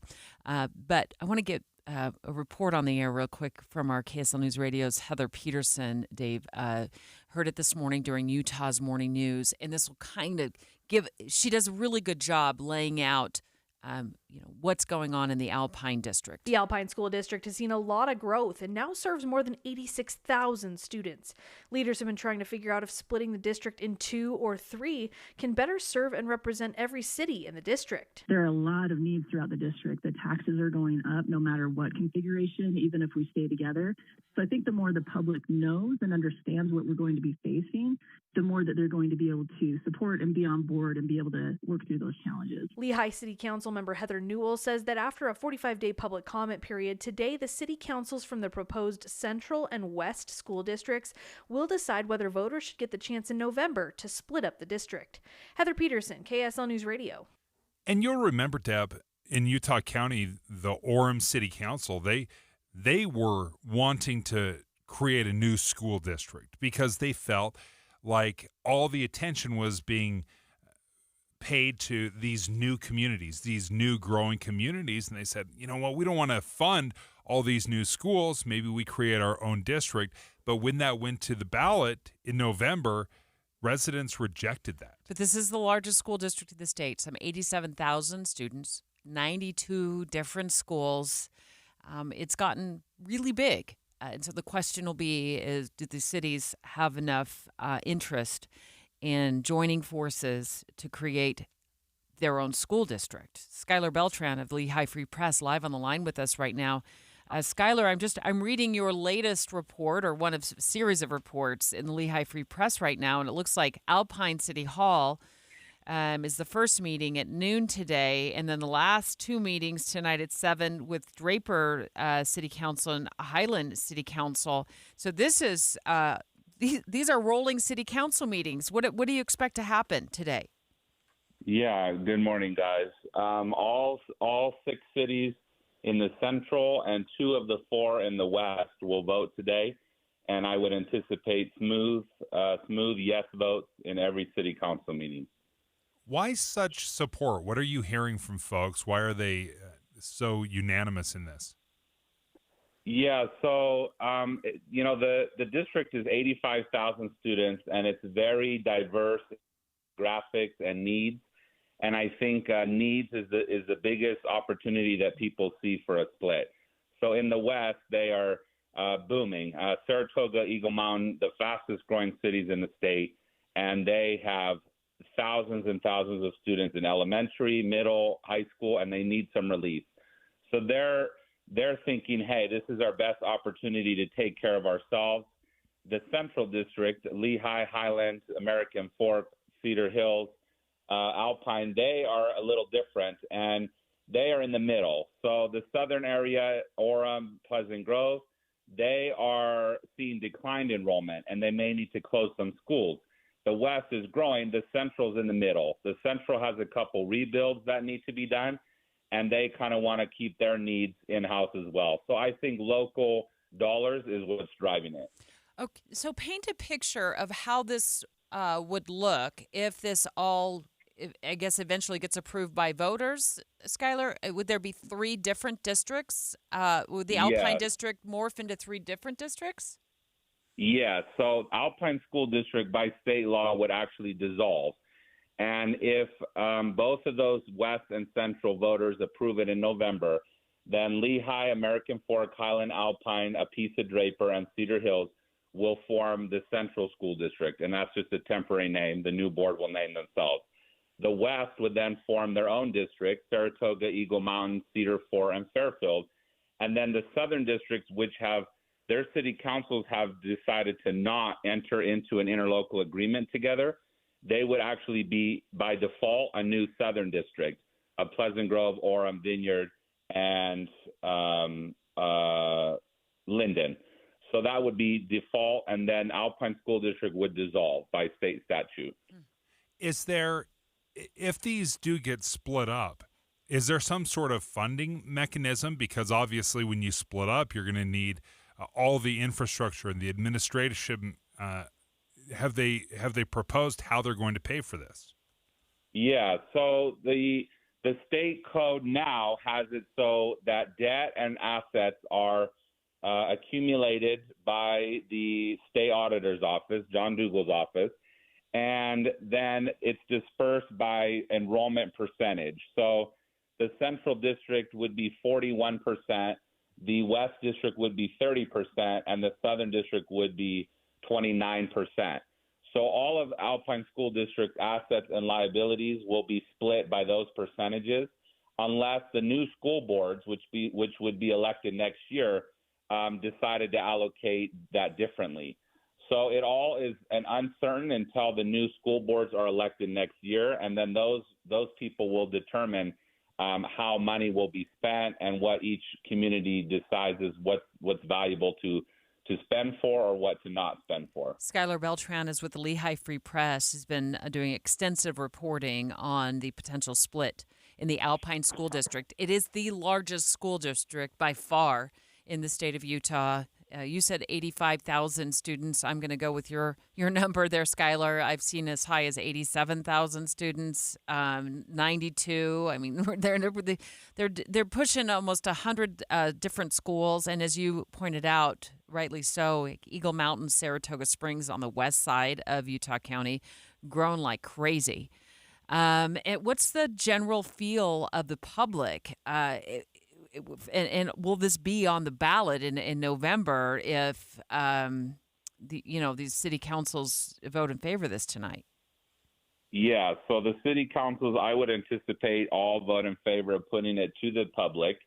So this November, voters in the 2 interlocal agreements will have a vote. So the Central District, the Lehigh to the east, and then the West District, Saratoga, Eagle Mountain. Those voters only will decide if they want to leave or not, and I would anticipate positive success there as well. The teachers have been the largest opposition, as you can understand, and as everyone understands, change is very difficult. And so the teachers themselves are concerned and fearful of the unknown, as any of us would be in a new city or a new boss or a new job. So I think the largest opposition is coming from teachers, but the public overall sentiment is very positive. Skylar Beltran, thank you for joining us from the Lehigh Free Press. Excellent reporting. Thank you so much for joining us and sorting through this and making it so easy for us to understand. There'll be a central district, a west district, and then what should we call it, the default district? The de facto southern district, yes. The southern district. Wow. Huge news. It starts this afternoon at noon today in the Alpine District, but let's start the town hall here on the David Dujanovic Show. I want to take live phone calls. How about you? Absolutely, because remember, when you split this up, I look at this and I was thinking maybe it divides into two, but we're talking about 3 new school districts. That's 3 new superintendents, 3 new administrations. You've got busing for 3. You're dividing this all up. That is a massive undertaking, and it can get extremely expensive. I don't like spending money ever, but maybe it's just too big of a district and you have no other choice. Yeah. So let's take your phone calls right now. Do you like this split? It's affecting massive amounts. I mean, tens of thousands of people, hundreds of thousands of people with families in Utah County. 801-575-TALK. Do you like the idea of splitting up the Alpine School District into not just 1 or 2, but 3 different school districts? 801-575-TALK. It's 10:30 at KSL News Radio. I'm Dan Bomas. KSL's top local story this hour. Several people were taken to the hospital after an ambulance and another vehicle crashed into each other in South Ogden last night. This happened at 5600 South Harrison Boulevard. Police haven't said what caused the crash. Shaylee Crossan saw the aftermath and told KSL TV. We noticed them drag the driver of the ambulance out the back of the van. First responders say one person was in the ambulance at the time of the crash. We're still working to figure out how many people exactly were taken to the hospital, how badly they were hurt. Our top national story this hour from ABC News. Minnesota Governor Tim Walz is Kamala Harris' choice for running mate. The two will appear together this evening in Pennsylvania. After Monday's sell-off on Wall Street, stock markets have bounced back a bit in early trading. Here's ABC News Chief Business Correspondent Rebecca Jarvis. The so-called market corrections, that's when stocks fall 20% on average. They last 4 months, and they take 4 months to recover from. We're nowhere near correction territory at this point. Each of the big 3 indices are still up for the year. And the Dow Jones average up 487 points so far today. NASDAQ up 290. The S&P 500 is up 90 points. And coming up, it looks like we're going to stay hot and maybe see a little bit of thunderstorm activity. That's next. KSL News Time, 10:32. You know what's great about KSL's traffic coverage? Trained traffic reporters and real listeners. Trading information and making the commute safer and faster for everyone. Every 10 minutes on the 9s, we have you covered on KSL News Radio. There are so many people that are struggling with family members that have addiction issues. You're not alone. Families, you're not alone. If you yourself are struggling, there are supports out there, and Renaissance Ranch is one of those great support systems. I really love what they've done to help the public, and this is free. So, Renaissance Ranch offers these free public online courses so you can take advantage of those.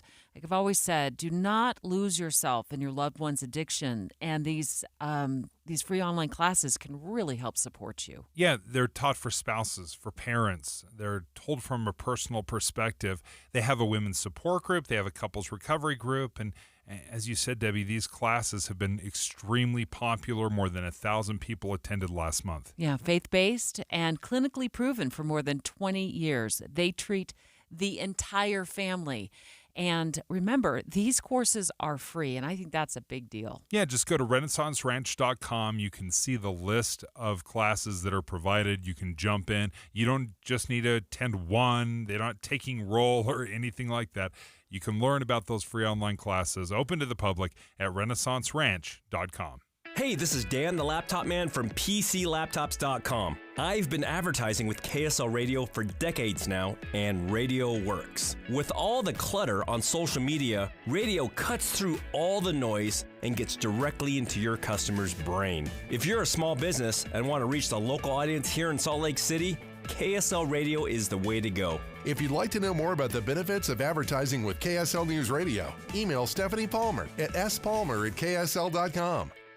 Summer is upon us, and do you know what your lawn wants? It wants Revive Organic Soil Treatment upon it. A Revive treatment with fertilization, aeration, and good watering is the key to building stronger roots for a healthy, lush green lawn all summer. Revive fertilizes and moves water and nutrients deeper into the soil. You'll see the difference. Revive is surefire defense against summer drought and skyrocketing water costs. Make the most of your watering with Revive Organic Soil Treatment. Apply Revive Organic Soil Treatment today. It works.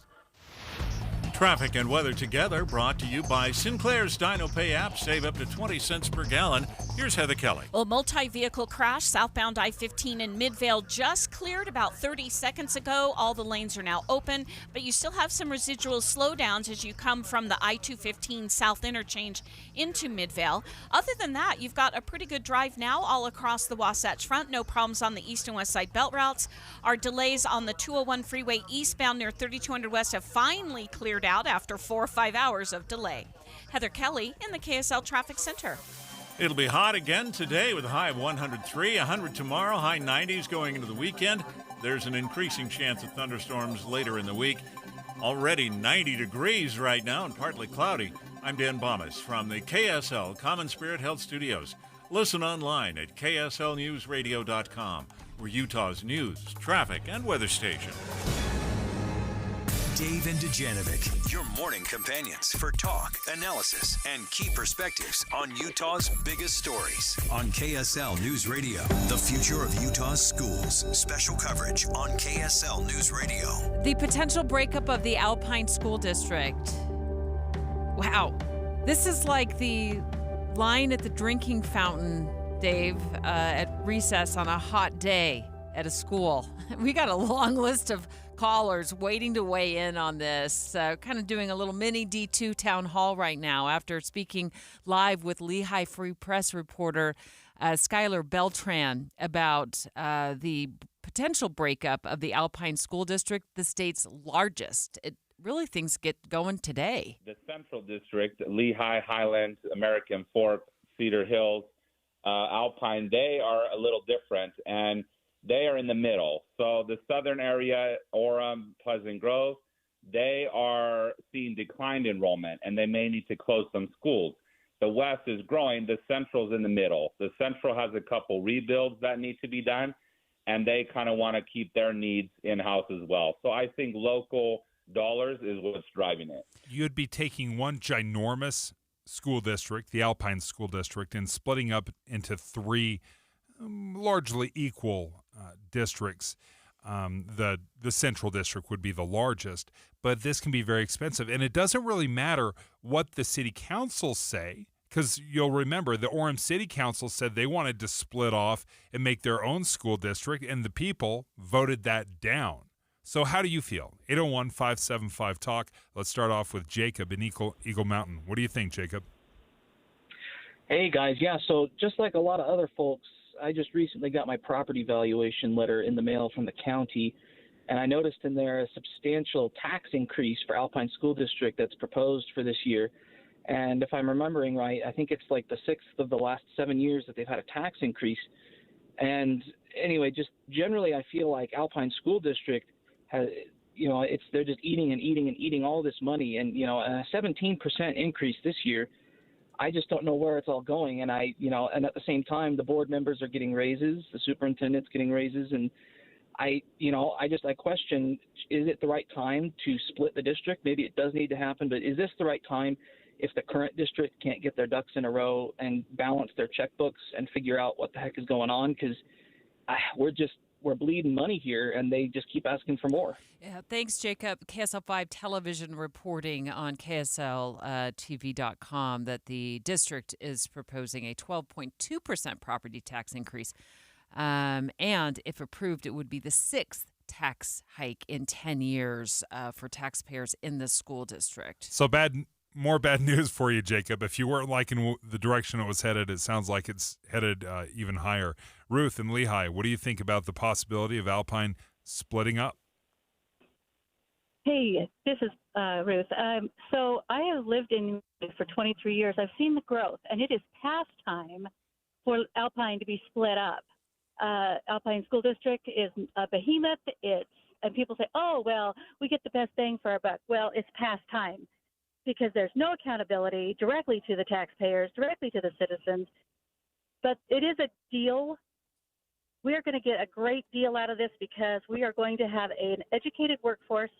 I no longer have children in school, but I appreciate the fact that I can contribute to the education of the local population, and it's one of our greatest exports is an educated workforce.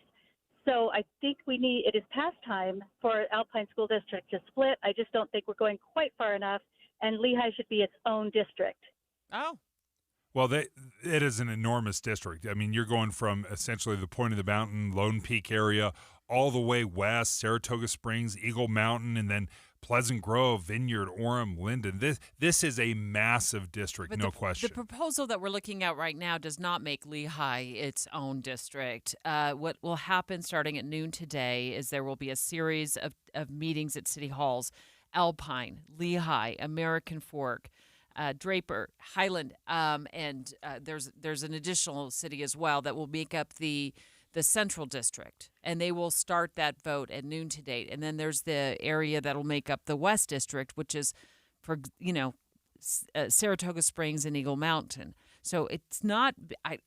I don't think it's under consideration today that Lehigh be its own school district. Not that we've seen or not the reporting that we've done. We spoke to Skylar Beltran, who's a reporter from the Lehigh Free Press, and he said one of the groups that are opposing the split is coming from teachers, and we do have a school teacher in Alpine. Addie, thanks for joining us. What do you think about this? Hi. I am against the split, and the main thing I wanted to talk about is the reporter that you talked to, Skylar. He did really great reporting, but he said that the teachers are opposing it because they're scared about their jobs. That is not the case. The case is we're informed. We've been looking at this. We've been studying it. I myself went through a split. I was up teaching in Jordan School District when it split to Canyons and Jordan School District, and I saw all the harm that went on and the good that went on. And what's some of the harm, Addie, if you don't mind me interjecting? Well, like you were talking about, now you have to have two school boards and two superintendents with huge price tags. You have to have all the infrastructure. And Jordan struggled a lot at the very beginning. Canyons was doing really well at the beginning when they split, and it was an ugly divorce. It is doing okay now, but it was years of struggle for Jordan. Jordan's doing okay now. They've built up some infrastructure, but Canyons now has kind of run out of building money, and now they are closing schools, and things are happening like that. So that's what I was saw. in the Canyons district. My kids grew up in the Canyons district, and my experience is there's an aging population. You just can't afford to move into some of those areas on the east side, Addie. I mean, the homes are selling. Smaller family homes are selling for $800,000-$900,000 in that area, so that has something to do with it as well. Correct? Yeah, it does. But also, they used a lot of their money that they had at the beginning because at that time, Canyon School District area had a broader base of businesses and things that helped with the taxes to be able to have the money to rebuild schools. They rebuilt Midvale Elementary where I taught. Okay. And that was a great thing because we've been put off because they were building out on the west. But at the same time, there's good and bad that go with it all. You're right. It can be No, you're right. It can be a very ugly divorce. I like how you put that. It can be an ugly divorce, and then it can be very expensive as you're trying to build up from the ground up a brand new school district. Final call, Steve in Orem. Steve, we got about a minute left, but we wanted to make sure we got to you. Okay, first off, let's say Alpine is not very big. I've lived all over the country. We were probably, I don't know, I'd have to look, 17 maybe 20th in the nation. I think Alpine should stay. They should get their ducks in a row, and we should make them accountable before we do any of this, because I think it's going to be very expensive for us older people. Well, thank you for joining us, Steve, and thanks for your comments. Price tag is a big thing, and when the Orem School District wanted to break away, that's exactly what the city council voted on doing. That's what they put forth on the ballot, and the voters voted it down. Stay with us for continuing coverage today from our team of reporters and producers as we cover not only those city council meetings, but certainly the results of that and what will happen going forward as the proposal is on the table to split the Alpine District, one big district right now, some would say a behemoth, into 3 separate school districts. Dave and Dujanovic. Current events can have a lot of moving parts. Our job is to make it easy to keep up. You're part of a bigger world, so spend 15 or 20 minutes here and be part of it. Join us weekday mornings between 5 and 9 on KSL News Radio. To celebrate Team USA going for gold, Xfinity is offering a gold medal deal. Now, through August 11th, get our best offer yet with 300 megabit Xfinity Internet and 1 line of unlimited mobile for just $35 a month for a year and a free 5G phone. And the action doesn't stop there. Save on some of the biggest names in streaming by adding the new Xfinity Stream Saver with Peacock, Apple TV Plus, and Netflix for just $15 a month. Don't wait. When the Olympic Games end, so does this deal. Go to Xfinity.com/Team USA. Call 1-800-XFINITY or visit a store today. Get the fastest connection to Paris with Xfinity, proud partner of Team USA. Restrictions apply. Requires paperless billing and auto-pay with stored bank account. Equipment tax and fees extra and subject to change. After promo, regular rates apply to internet and mobile. Stream Saver price subject to change. Xfinity Mobile requires Xfinity Internet. Actual speeds vary and not guaranteed. Free 5G phone requires eligible trade-in. Select models only. This week's movie show is brought to you by Sound Sleep Medical. Get a free sleep screening and a free sleep consultation by tuning in on Friday morning. Sound Sleep Medical with 7 locations in Utah. Troy, was no one going to tell me it's already August? Summer's really flying by, huh? It's time to lock in for some serious summer fun before it's too late. And Bish's is prepped to make your summer finale the best part of the year during the end of summer sizzling sales event happening now. An unforgettable end to your summer starts with epic RV deals to extend your camping season. That's why right now Bish's RV is offering 0 payments until 2025 on approved credit. What? All play and no pay for the rest of the year? You know it. Plus, find low payments on every type of RV with no hidden prep fees. Like travel trailers starting under $149 per month OAC. And fifth wheels starting under $299 per month OAC. Plus, get a free 1-year Bish Fix membership with every RV purchase. Make your summer finale the best part of the year during the end of summer sizzling sales event. Only at Bish's RV in Salt Lake and American Fork, where memories begin. OAC 90 days no payments, finance plus 60 days with supplemental payment. Not all buyers will qualify. Based on 20% down, 8.99% APR for 180 to 240 months. Stock numbers 84310, 83690, 7936278001. Subject to prior sale. See dealer for details. Hey there. Gerber Life would like to talk to you about the importance of guaranteed life insurance for when you... No, thank you. I get it. Nobody likes to think about life insurance because it means having to think about the end of... So, I'll make this short and sweet. If you're 50 plus or 50 to 75 in New York, you can apply for Gerber Life Guaranteed Life Insurance with guaranteed acceptance regardless of your health. Guaranteed acceptance means you don't need a medical exam. In fact, you don't even have to fill out a health questionnaire. For a free quote, just call 888-532-5016. Then, when that thing you don't want to think about does eventually happen, and you know it will, I'm not listening. your family can use the insurance money to help cover the cost of your final expenses, or anything else. Now that's worth thinking about. Gerber Life Guaranteed Life Insurance. For a free quote, call 888-532-5016 today.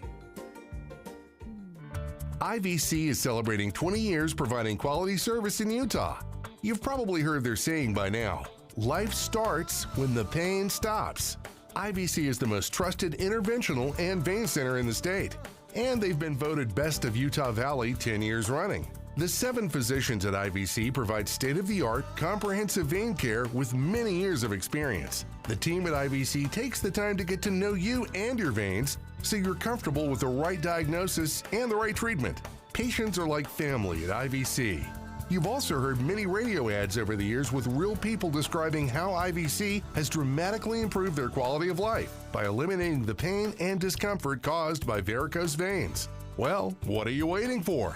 Don't let vein disease slow you down even one more day, because life starts when the pain stops. Visit iVein.com today to set up a free screening. That's iVein.com. With the three things you need to know this hour, I'm Dan Bomas. First, several people were injured yesterday when an ambulance crashed on Harrison Boulevard in South Ogden. Second, experts say yesterday's 1,000-point drop in the stock market wasn't close to being a correction. And third, Kamala Harris has chosen Minnesota Governor Tim Walz as her running mate. 90 degrees, partly cloudy in Salt Lake City. Back to Dave and Dujanovic on KSL News Radio. Dave and Dujanovic. Oh, man, keep catching deep fakes and AI and doctored footage of candidates during this election cycle. I think it's just, we're kind of in a scary space right now as voters. If we catch something online, we don't really know for sure if it's true. I'll tell you this, technology is unbelievable. We've been talking about deepfakes for years. We are really starting to see them, and voices being changed and videos being created from nothing. In fact, I'll tell you this, and Jay Evenson joins us from the Deseret News, and Jay actually addressed this, saying Americans are too gullible to withstand political propaganda. When the Trump assassination attempt happened, it started coming through my social media feeds. I know where you're going with this. I had to double check it because I thought it was fake. I thought there's no way this happened. And I waited probably several minutes to verify it with multiple sources before I started tweeting about it, because I just didn't know.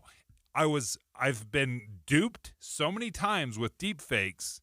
I had to look at it and say, I don't know if this is legitimate. I mean, ultimately it was, no question, but it gave me pause. It was one of those moments I thought, holy cow, what do we trust? Hi, Jay. Jay Evenson, opinion editor with the Deseret News. Great opinion piece. You bring up, Dave brings up a good point, that check, double check, triple check, trust but verify. And there was this, video that went viral on X of Kamala Harris looking like she was saying things about President Biden and and about herself, and that he's senile, and it turns out to be a deep fake. Yes, and by the way, Dave, I think that speaks well of you, that you are that untrusting and skeptical about what you see, because I think a lot of Americans are not, and just readily accept, particularly if it reinforces their bias. That's where we are really vulnerable. If we could become skeptical about things that reinforce our own biases, I think we'd be a lot better off. But you talk about this deal with Elon Musk. It was a video floating around X that had what sounded like Kamala Harris saying these things, but it had a label on it that it was parody. And when Elon Musk retweeted that label was gone. And he has about 190 million followers, and that thing was retweeted about 130 million times. I don't know how many people took it at face value and thought it was real or not, but I think you have to assume a lot of those people did, and that's a real concern. So this is no surprise that lying has been a part of our politics for probably from the beginning.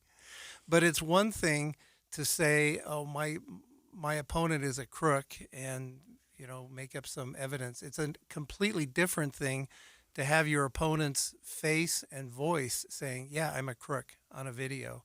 And that's what we have nowadays through this deepfake technology. And what has changed so much over the years? I mean, you've been what was year one of Jay Evenson's reporting? It's been a while. It was 1982, actually. So you've been doing this since the 80s, when we had 3 stations or maybe 4 stations where we could tune in for news, and it was very specific newspapers. Now that you've seen things change and grow over the past 40 years, where you have citizen journalism, people that are capturing video and politicians on a microphone, and a lot of it is real. But now we've swung over so much that now these things are being painted as real, but they're completely and totally false. How do we know whether or not something is true or not? Well, we have to be skeptical of everything and verify. You have to verify with whoever's in the video. I mentioned a case in Slovakia last year in an election, and this was right near the election time, very close election. And an audio came out of one of the leading candidates talking about how he was going to rig the election. That candidate happened to be a pro-NATO candidate, so you can probably see Russia's fingerprints there, although that hasn't been proven. But that candidate lost the election. Was it connected? I don't know, but I think a lot of people were very skeptical of what they heard. But to us, it would seem, why would a candidate admit something like that? Well, maybe if an open mic was there and they didn't realize it, but we just need to be very skeptical of everything that we hear, even if it involves somebody that we don't like. I saw a video, this is years ago before deep fakes were even really talked about, and it was a video of a plane. It was on fire, it looked like, and it was looking like it was going to, I think, land in Salt Lake City International or something like that. And you could see flames coming out of the wing. And I was like, my goodness, this is a major story, right? It's just unreal. I mean, then I was worried about people on board, all of the typical reactions that you have. But I'm also a reporter, and I'm thinking about posting it online. And my husband's looking at it, and he's like, "This is big news, right?" And I stopped for a second and I thought, wouldn't I have heard about this from the station by now, right? I mean, we have people on shift 24/7 here. And if we have something major like that happening, they're calling all of us in. I think I was like, my phone would have rang by now, right? I would have been on my way to the airport if this was actually happening. But I'll tell you, it looked like the real thing. And it had a lot of shares, online. And I think this was it wasn't on Twitter at the time. It was probably on Facebook. But this can really suck us in. Well, U.S. intelligence reports that Russia has stepped up its campaign of fake media, planting things on our social media, and they've hired Russian public relations firms to help them in this endeavor. So you have outside influences, and I think their aim is just to discredit democracy in our system of government, not to necessarily promote one candidate over the other. But you have outside influences, and then you also have inside influences in various campaigns in this country, and so there's a lot of stuff going on there, and it becomes very difficult. So the Utah legislature passes a law that outlaws these kinds of fake campaigns, but it attaches a $1,000 fine for every time you do it. I don't think that's going to be enough to stop this onslaught from within and without on our election system. I'm not sure how you put an end to it. Well, and what is also tricky is now when we see real video or something that happens, now it's being discredited as being fake the other way. I think of, whether it's the moon landing or even the Trump thing, the Trump assassination. It wasn't long, and for days and days afterwards, people were like, it was staged, it was fake blood, it wasn't a bullet that hit him, it was shrapnel. All of this disinformation that's coming up with video that was 100% legitimate. We saw it with our own eyes, but we were still skeptical. So, Jay, this is a little bit of the struggle, is even when it's true, we have people that are dismissing it as fake. Yeah. So you have to have trusted news sources, KSL, Deseret News, other news sources. Yeah. And those of us who work in the media have to be extra careful in verifying everything before we publish. You just never know where it's coming from. And if you don't know where it's coming from, don't retweet it. Like you did, Dave. You're like, I need to verify that this assassination attempt has actually happened on the former president's life, because we're so surrounded by fake videos and AI that it could trick both of us. It could trick anybody. And it does mean we're slow. It may not slow. Yeah. We were slower than we want to be, just because we haven't printed it or we haven't published it or we haven't sent out a tweet on it or something like that. it's oftentimes because we're trying to verify it. Even when it seems so completely and totally obvious, that is a responsibility that we have. We can't be wrong. We can be late, but we can't be wrong. What's the old saying that a lie can go around the world in the time that the truth can tie its shoelaces? And that's really true. Great point, That's a Jay. great line. Jay Evenson of the Deseret News. You can read his latest opinion piece. Can Americans withstand election propaganda at Deseret.com? Straight ahead, Jay's going to walk out of studio, and Boyd Matheson from Inside Sources is going to walk in. We got the news earlier this morning that Kamala Harris has made a decision that her VP nominee will be Tim Walz. I'm all in. I'm all in on this positive future. I'm all in that we can heal some of these rifts, and I think you saw it. You saw. Was this a daring soon-to-be move? President Harris. Well, we'll ask exhibit Boyd all what he those thinks qualities next. and a grace.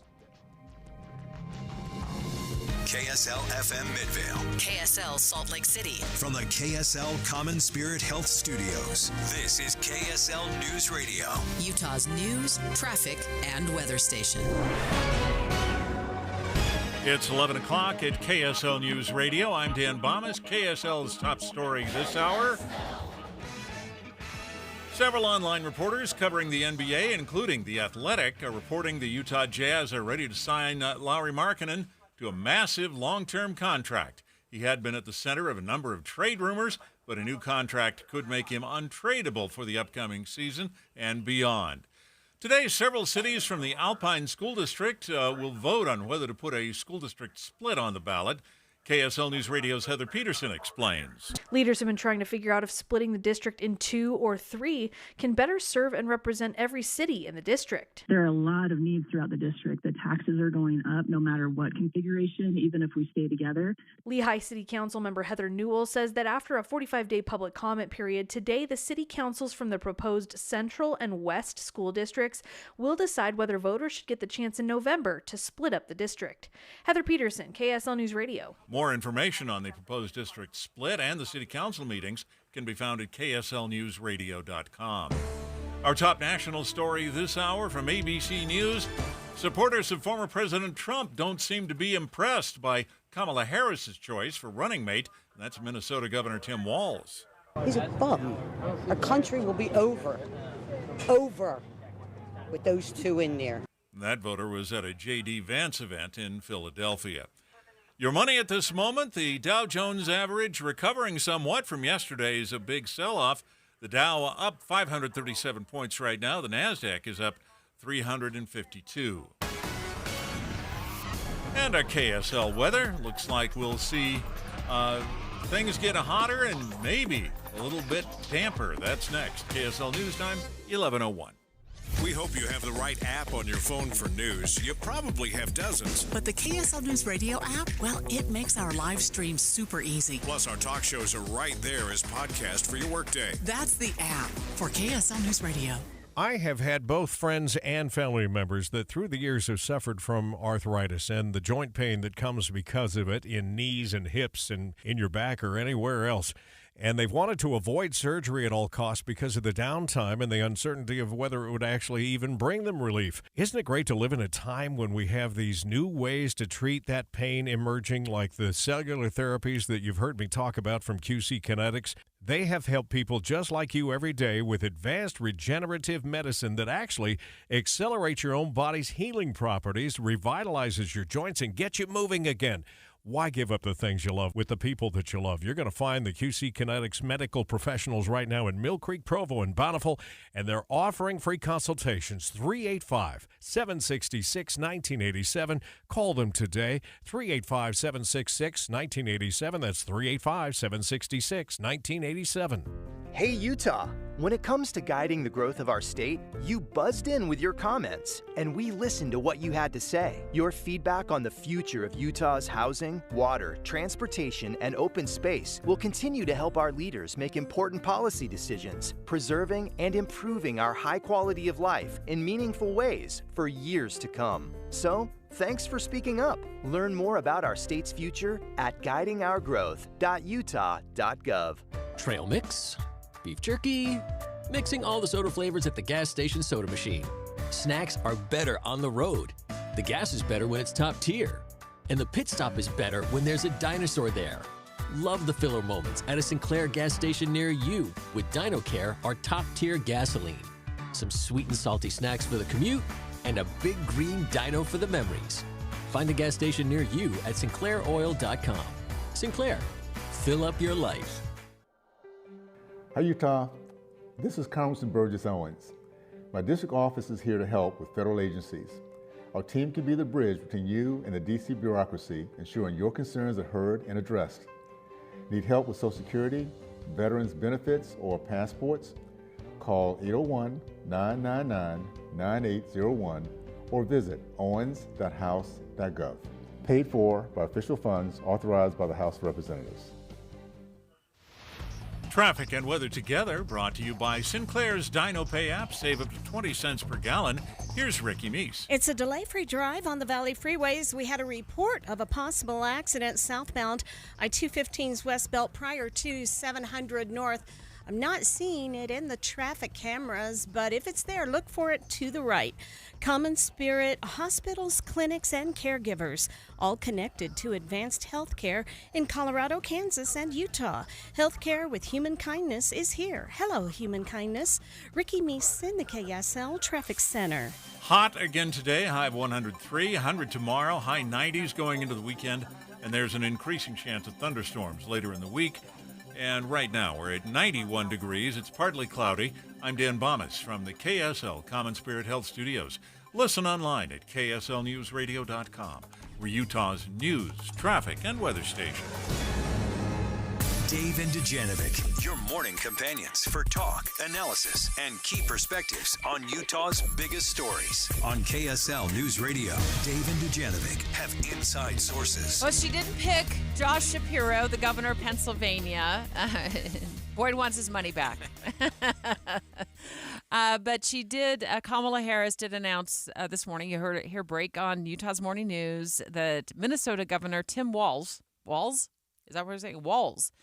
It will be is her VP pick. Hey everybody, Minnesota Governor Tim Walz here, longtime school teacher. Excitement in the air, feels like first day of school. And as a football coach, we're back on offense.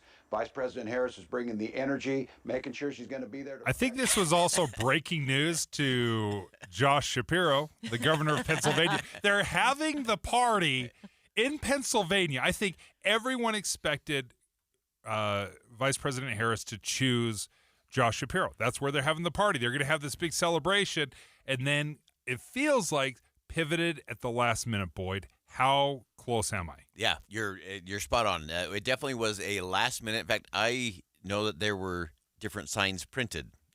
Stop. Some with Walz, serious. Some with Shapiro. Yeah, they Wow. were in the sign printing stage. They were making sure that she had options right up until the very last minute. And so as that went through. So first, I will say I was wrong. I will admit Doesn't that. happen very often, but yes. And then I'll say that I think she got it wrong too. Oh, really? I really believe that Shapiro would have been the superior, not just superior candidate. I think he would have been the better vice president. But the interesting thing is, and we were talking about this just before we came on air, this started to mirror a primary race inside the Democratic Party. And so often when you have that primary, you tend to play to the base of the party. That's where you win. And in the state of Utah, we know that you got to play to the base of the Republican Party. In this particular choice, because there was no primary for Kamala Harris, she kind of got it in a very swift sweep of once the President Biden stepped away.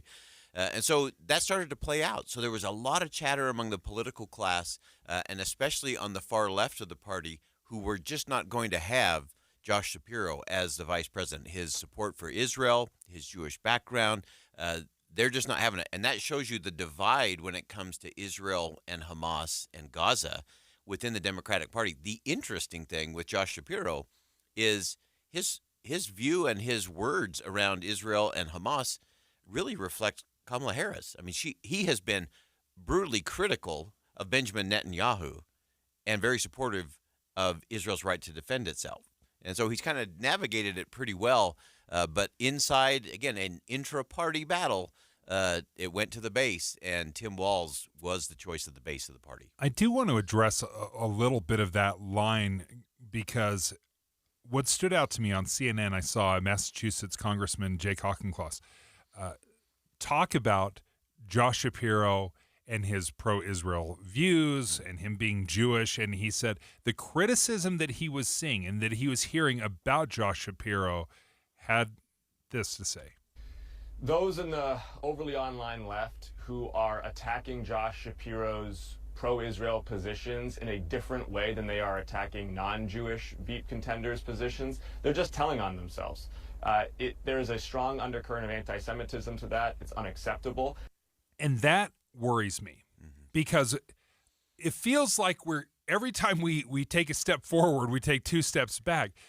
I remember hearing this back with Kennedy and being Catholic and Romney being a member of the Church of Jesus Christ of Latter-day Saints. Yeah. Like, why does being a certain religion or having a background, why is this disqualifying? And that's what I was hearing Congressman Auchincloss say is this rings of anti-Semitism. Yeah, and I think that's the real concern, and concern within the party, a party that is built on being the big tent party, that everybody is welcome. People of faith have struggled to find that space.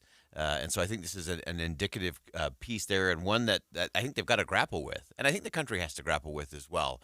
We often talk about those, first freedoms, that freedom of religion. We also talk about not having a religious test for political office, and now it's sort of become the reverse political religious test, that you can't bring your faith into the public square.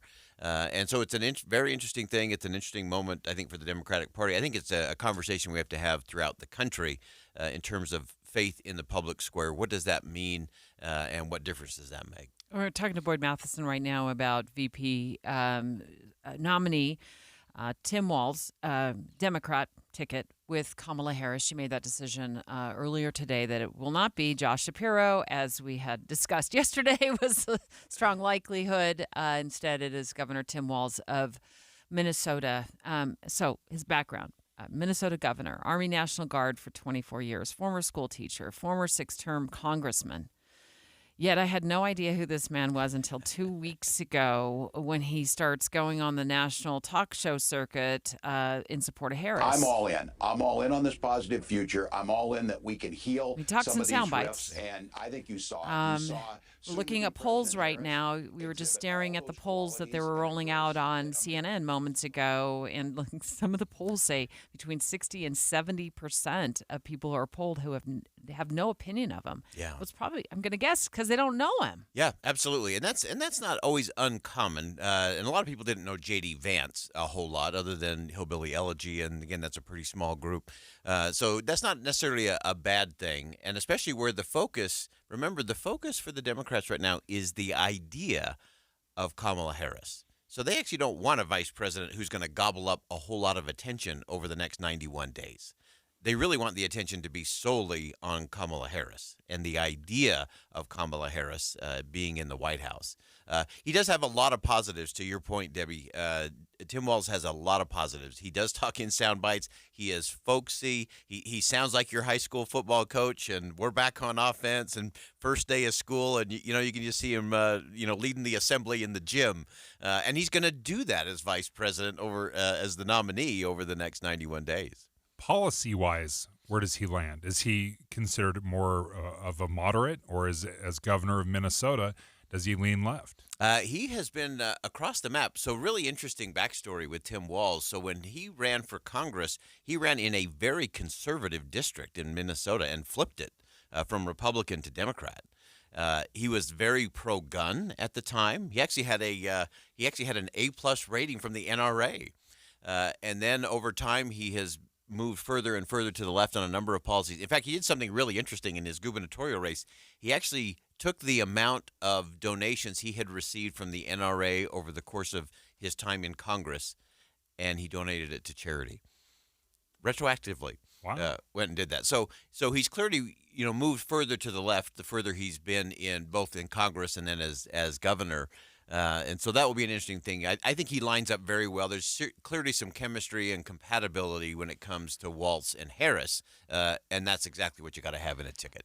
Just in the last 30 seconds, how does the Trump campaign handle it, you think, going forward? They have not been handling anything very well since Kamala Harris became the presumptive nominee. They do not have their footing. They do not have their messaging. The former president has been swinging wildly at some pretty weird stuff. In fact, he's been not even swiping at the Democrats. He's been swiping at the governor of Georgia, which is a really odd thing in a state you have to win if you want to win the White House. And so I think they're in a little bit of disarray. I think they'll find a few things to go after Tim Walz on, but again, I don't think they're going to focus their fire there, other than just say more liberalism, more big government solutions. But there's not a lot of specifics they're going to go out there because they've got to figure out a message strategy in terms of the vice president. And currently, they have not done it. They were not prepared for this. Shockingly, they were not prepared. They have had no strategy, and because of that, both the former president, J.D. Vance, has been trying out lines and trying out different things, and their campaign has been trying to figure out what the message is and how do you shape the conversation. They had an opportunity to try to shape Vice President Harris and put her in space, and they completely whiffed. They haven't done anything in that. The Harris campaign's been very sharp, pretty crisp coming out of the gate, and that's why they're keeping that momentum going longer than a lot of people thought they might. Boyd Matheson, thank you. Look forward to Inside Sources today at 1. Dave and Dujanovic. Here's a trick to podcasting at work and getting all the Utah news you love. Download the KSL News Radio app. The podcast for Utah's morning news and Dave and Debbie are right there. Dozens of podcasts a day. That's the app for KSL News Radio. You guys have known Master Electrical for years. Well, we have some exciting news to announce. They've joined Mountain Home Services. That's right. And Mountain Home Services is a service that you're familiar with because they worked on your furnace before. That's right. They installed it, they serviced it, and it has been amazing. So I've been so happy with Mountain Home Services. And Master Electrical, we know them because they've been fixing all of your electrical issues for years now, for decades, whether it's installing a new EV charger or putting in new recessed lighting. Master Electrical is there when you need them. And now that they've combined forces with Mountain Home Services, they can also help you with your HVAC. I do love some one-stop shopping where I can just trust and bring these folks in. You're right, for electrical needs, your heating and air, your plumbing, all with that upfront pricing guarantee. We love no hidden fees. No hidden fees. And that's what you get with Mountain Home Services and Master Electrical as they've joined forces. 100% satisfaction guarantee. Check them out online at mountainhomeutah.com. That's mountainhomeutah.com. Or give them a call, 801-543-2222. Again, 801-543-2222. Is it the beginning of a slowdown? Nearly everything on Wall Street is tumbling. Or just a bump in the road? The jobs report on Friday in the U.S. came in significantly weaker than expected. Get up to the minute updates on the U.S. economy and how it impacts your bottom line. We have you covered. Mornings and afternoons on KSL News Radio. Cashback is not available on gas in New Jersey and Wisconsin. Billy, your gas light's on. We need to stop and fill up. No way, Jen. Gas around here is too expensive. We can make it a little further. Billy, listen to your big sister. You don't need to drive all over searching for the lowest gas prices. Do what I do and use Upside. Upside? Do you live under a rock, Billy? Upside is the hottest cashback app out there. It's free to download, and you get real cash back for every gallon of gas you buy. I use it all the time, and I've already made around $200. You can make that kind of cash back just for buying the gas you have to buy anyway? Yes, I'm looking at the Upside app now, and there's a gas station at the next exit offering 25 cents per gallon cash back. Okay, I'm stopping to download Upside and fill up my tank. Download the free Upside app now to earn cash back every time you buy gas. Use promo code COIN25 to get an extra 25 cents per gallon on your first tank. You can cash out anytime right to your bank, to PayPal, or a gift card for Amazon and other brands. Just download the free Upside app and use promo code COIN25 for a 25 cents per gallon bonus on your first tank. That's code COIN25 for a 25 cents per gallon bonus. Getting help with plumbing repairs is easier than you think. All you have to do is call Any Hour Services or schedule an appointment at anyhourservices.com. No one helps more homeowners than Any Hour Services. Some of the hardest and best things I've ever done, I've been motivated to do by my kids. My daughter, she's 2. My wife, Meriden, we did it together because we want to be around a long time for her. We care a lot that she sees us be healthy. She already loves the food that we're eating. She's going to have a better life for it. I agree with Tyler. He did so to weight loss. So did I. And I did it in part because I want to be around to take care of my kids and see them grow. And I want them to develop better, healthier relationships with food than I did at their age. And so I could teach them because of that nutritionist. Look, this is not a diet. We've told you that a lot, but there's so many people that are looking at, fad diets right now. And we can tell you with soda, no injections, no pills, no hunger, and the difference maker is that relationship with a nutritionist. Right now, matter of fact, go to sodaweightloss.com, click on the Request a Nutritionist callback. They want to make sure you keep that weight off. It's sodaweightloss.com, spelled SOTA, and it stands for State of the Art. Jeff Kaplan. I'm energized by breaking news. First of all, because it's right now, and second of all, because in many cases the audience needs to know. There's no more important service that we can provide, and I find it critically important to get more details to the audience as quickly as possible. There's nothing more energizing than that for me. Not at all. The most important thing we do is breaking news. I am gratified that so many people listen to me every afternoon on KSL, but what they don't know is that there are so many people behind the scenes making it happen, checking on the traffic, answering the phones, making the calls, talking to the newsmakers. They're out in the street, into the field to get the raw information, and then putting it all together so that I can sit in front of a microphone and be a source of information every afternoon. But there are so many people who make it happen. That's what you don't know. Ride Home with Jeff Kaplan, weekdays 3 to 7 on KSL News Radio. With the three things you need to know this hour, I'm Dan Bomas. First, Lauri Markkanen reportedly being offered a big new contract with the Utah Jazz that would keep him from being traded. Second, there's a court case that has to be resolved before the 2nd District congressional primary can finally be finished. And third, Tim Walz, the governor of Minnesota, will appear with Kamala Harris later today as her running mate on the Democratic ticket. 91 degrees, partly cloudy in Salt Lake City. And back to Dave and Dujanovic on KSL News Radio. Dave and Dujanovic, Utah's top political story. Special coverage with Dave and Dujanovic. So the GOP primary race recount has been wrapped. This has been weeks in the making, and we got word late yesterday that Celeste Malloy, of course, she's serving in Congress right now, is 176 votes ahead of her challenger, Colby Jenkins, in the recount. She won 50.1% of the vote. I mean, that is so incredibly narrow. 176 votes in total, more than 107,000 votes cast. That is the closest race we've seen in decades. There are so many layers to this story, and earlier in the show, we tackled the layer of the software issue that was going on in Tooele and Washington County, and it's rather in depth as to what we were able to walk through with the Tooele County Clerk and also the state elections director Ryan Cowley. So, if you want to know a lot about that and what happened and what they're doing to work on this issue going forward, please podcast us. We put our show on your favorite podcast platform immediately after we wrap the show. So please podcast that particular segment. Right now, KSL5 Television's Lindsay Aerts joining us live because the other layer to this story is that there's a Utah Supreme Court decision that is pending regarding Colby Jenkins' ask. It has to do with including the ballots down in southern Utah that went over to Las Vegas to be postmarked and then didn't meet the postmark deadline, Linz. Yeah, that's right, you guys. Colby Jenkins is essentially challenging the results of the primary election, and he's asking the Utah Supreme Court to essentially count those ballots that came in with a late postmark. He's sort of couching it under this argument of equal protections as far as everybody's votes, alleging that, counties like Davis, why should they be treated differently or why should Washington County, for example, where these ballots had to go to be postmarked in Vegas, be treated differently than counties like Davis, where you turn it in on the 24th and it likely gets postmarked on the same day.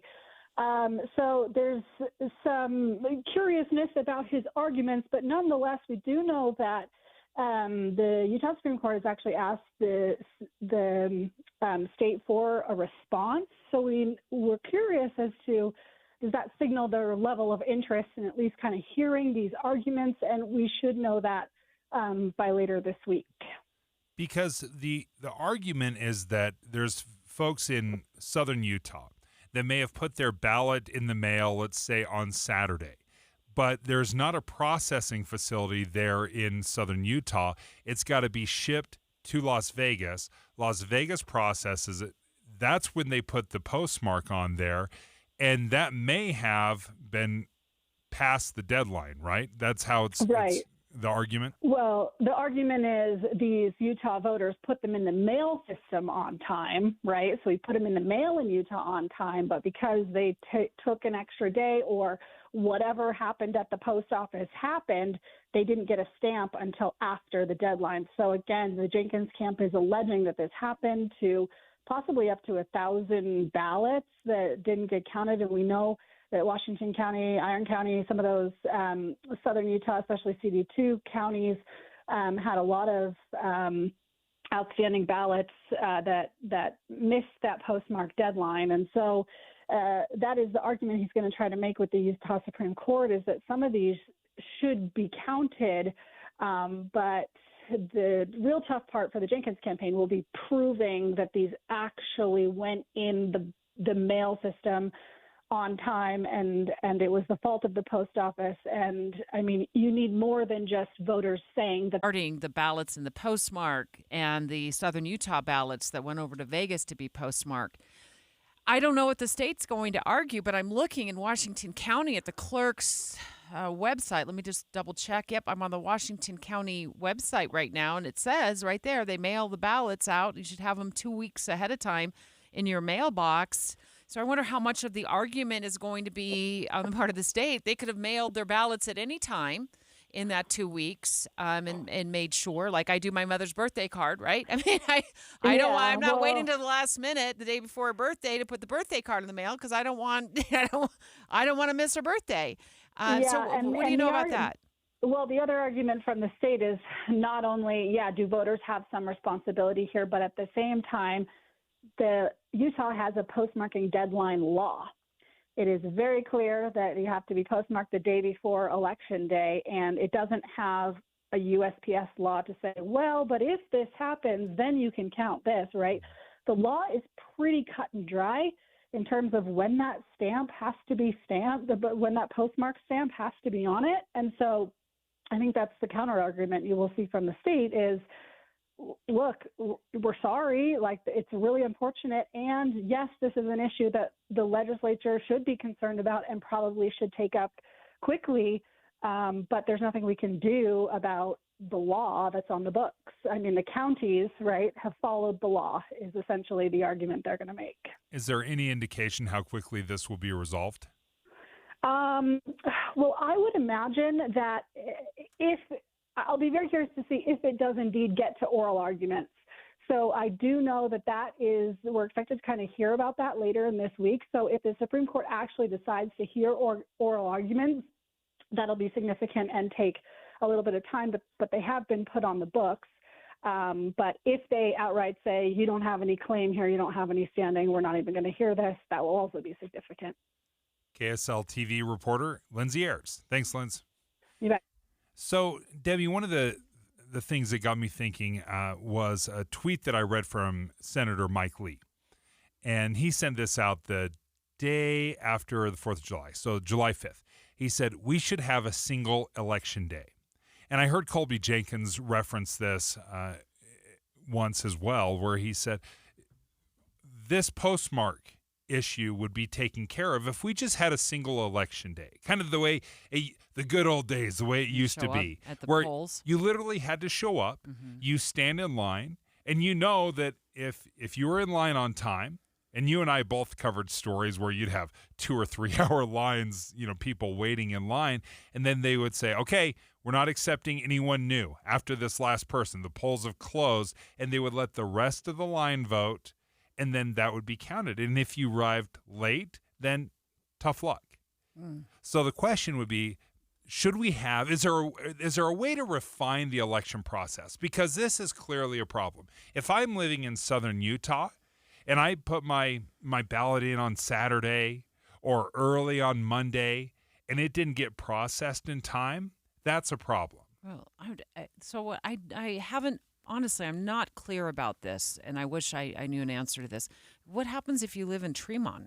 On the border up there, close to the Idaho border, or what happens if you live in Wendover?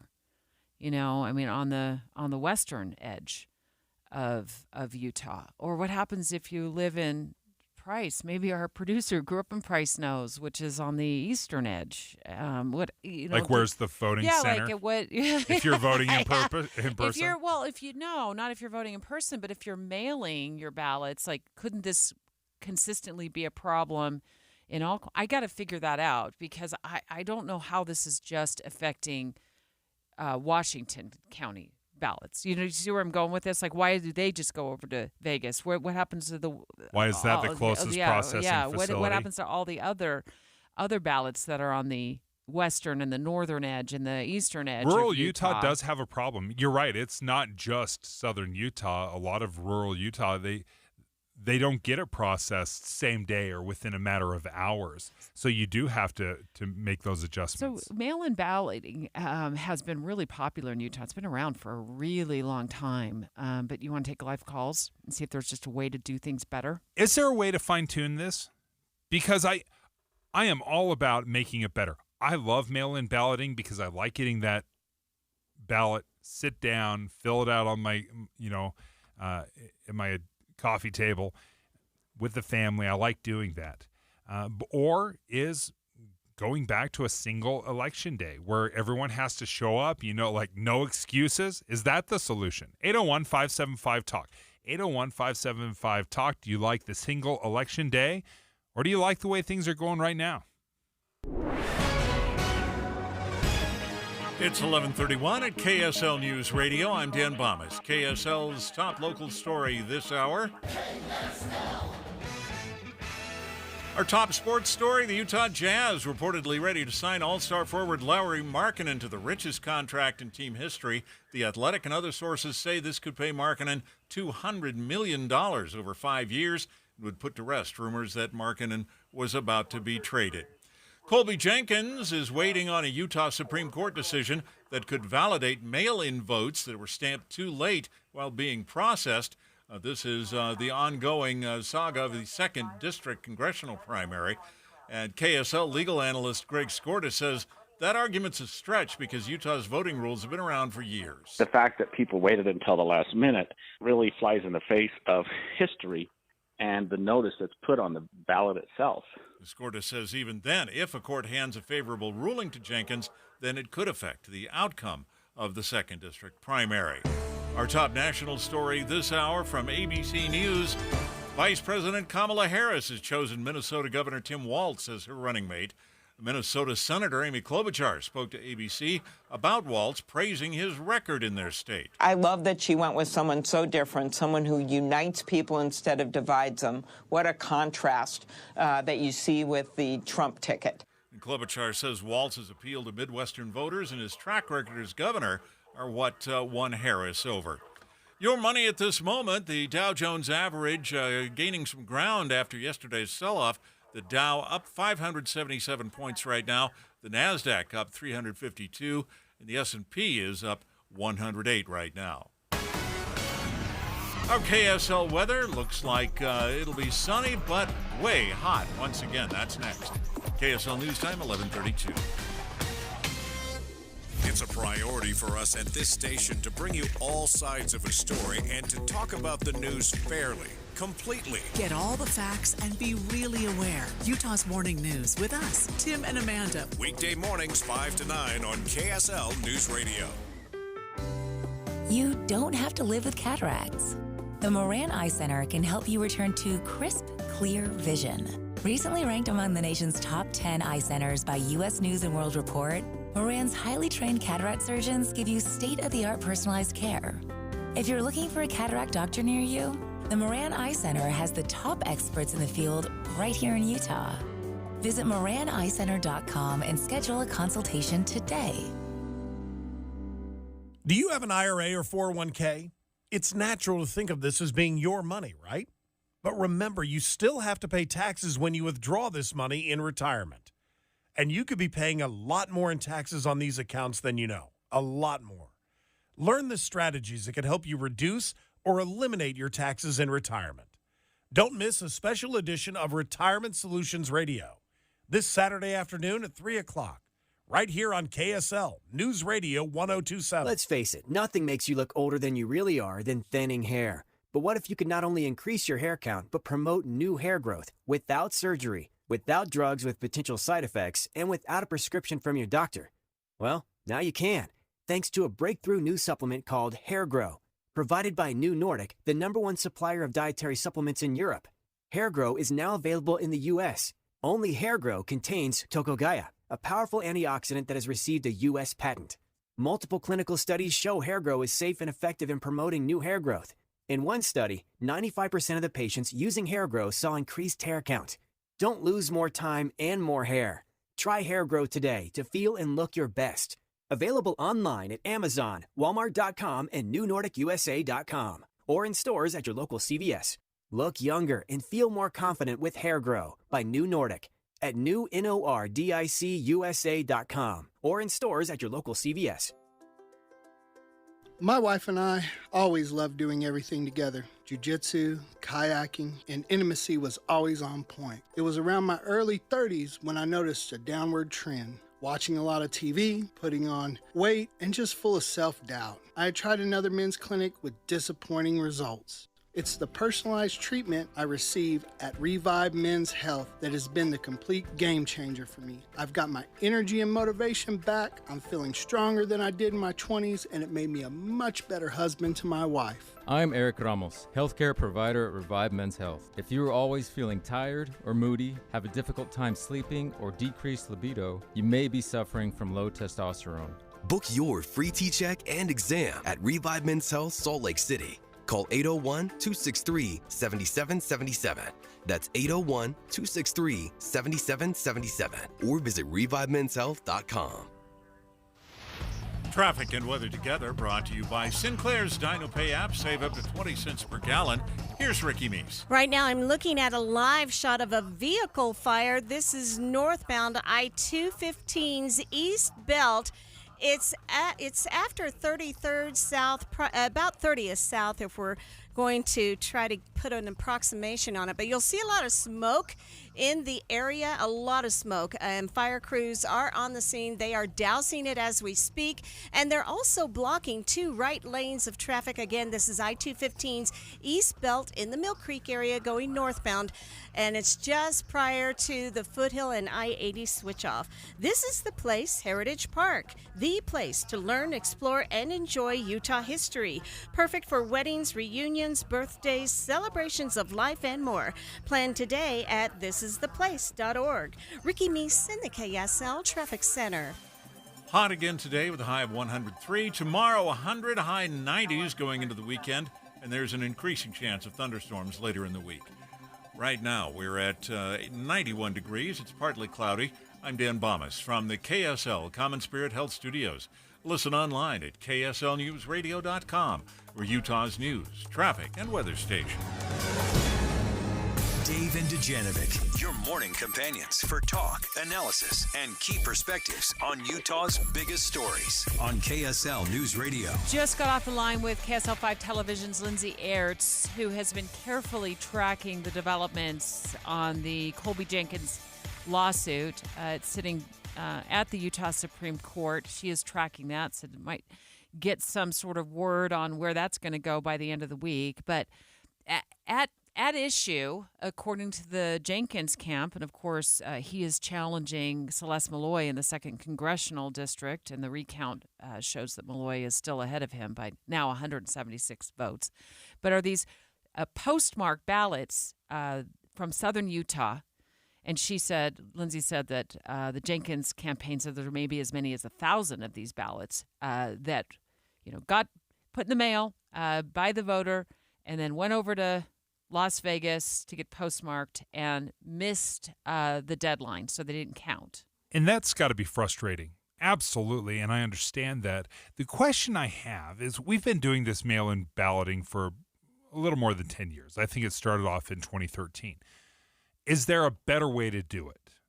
Now, Utah Senator Mike Lee has said we need to go back to single election day, a single election day. So everyone knows this is the day you have to get it in, no excuses. In person. In person. Yeah. Because right now we have usually 2 or 3 weeks when the ballots get mailed out, and you have 2 or 3 weeks to send it in.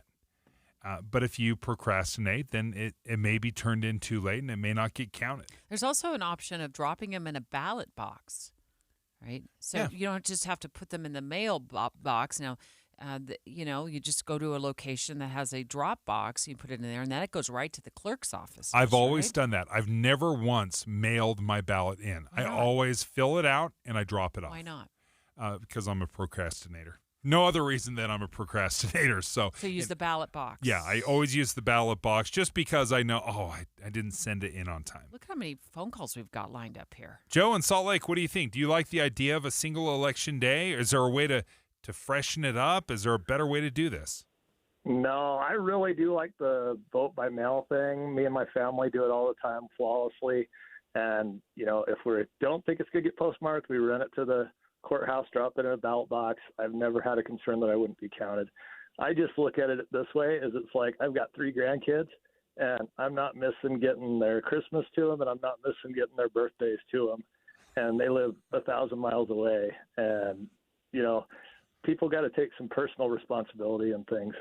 Joe, I appreciate it. Thank you. Joyce in Salt Lake, what do you feel? Joyce? I completely agree.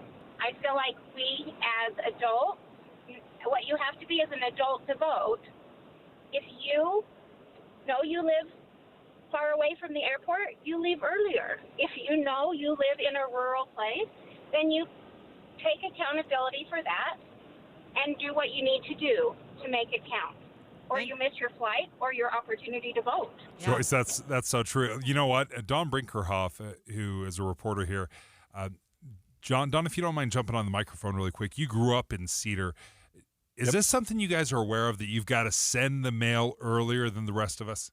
My whole life, we knew that we had to have the mail in at least one day early if we wanted to get there on time. So if you had a bill, for example, that was due and it had to be paid, you knew that it was, because you grew up in Cedar City. Yeah. You knew you needed to give yourself a little extra runway. Yeah, if that bill was due on the 1st, you did not send it on the 31st. You made sure it was out at the very least on the 29th. Because it takes its time. It takes an extra day. Going over to Las Vegas. At the time, I think we were coming up to Provo, but yeah, we had to go to a sorting center somewhere and then get sent back out, which was really funny, to send it across town. That is so funny. That is great. Linda in Holiday, what do you think, Linda? I think that we should vote by ballot, because I'm blind and I've got a bad hip. I had hip surgery, and I did my voting at the county clerk's office, and Paratransit doesn't walk me to the door. I mean, they walk me to the door, but they don't walk me inside the building and take me where I need to go. So I have to, I feel a lot better voting by ballot and having my sister fill it out for me. Oh, so I'm just a little confused. You like the mail-in ballot, or you want the in-person ballot, Linda? I want the mail-in ballot. You want the mail-in ballot. Okay. Paratransit wouldn't walk me in. I see. They wouldn't walk me in the building. Okay. So. Well, thanks for your take. Hi, Tommy. Tommy from Taylorsville. Hi, thank you. I used to work as a contractor for the Postal Service, and this has been some time ago, but daily we would go down all the way down to St. George, the rural areas of southern Utah, and pick up the mail and take them up to Provo, and that's where they would get circulated and be postmarked. So I don't know if this is a new thing that they go down to Vegas now, or they still go up to Provo. Yeah, I just learned that as well, that it used to go to Provo, and now the shorter route is to Las Vegas. But you're absolutely right, Tommy. It used to go from St. George to Provo, back to St. George to your buddy across the street. Steve in Orem, what do you think, Steve? I do like the mail-in ballot, but it shouldn't be for everyone. I think in the past, maybe 20 years ago, you had to request one, and you have to have some reason. And then I like the 2-day, have a holiday in person, and have to show your ID for the rest of the people. Thanks, Steve. I appreciate that. And really, we're about a decade into this mail-in balloting, and we send it out, I think, 2 or 3 weeks in advance.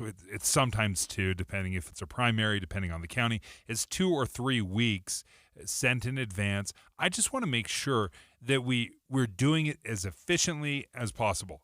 I love the mail-in balloting. I love being able to look at my ballot, sit down, research it, fill it out over a couple of days. That's absolutely what I do. But I also see some of the problems here. You know, when you stretch it out over 3 or 4 weeks, and then it's very easy to forget. How many of you have had your ballot sitting on your coffee table and you're setting your drink on top of it? It's filled with coffee stains. Looking me. at you, Debbie. Looking at you, hey, friend. Straight ahead, you know, we went in depth in the 10 o'clock hour on a major vote that's happening today across Utah County. Several cities will be holding city council meetings to decide if they want to take the first big step to break away from the Alpine School District. The Alpine School District not only has that on their plate, but they're also in the midst of asking for a tax increase, which would be the 6th in the last 10 years. They're going to join us live next. Dave and Dujanovic. A lot of us are filling our workdays with podcasts. When you're working, go to KSLNewsRadio.com. Click on Dave and Debbie's podcast and pick a topic and story length. Podcast with Dave and Debbie. Then get to work with KSL News Radio.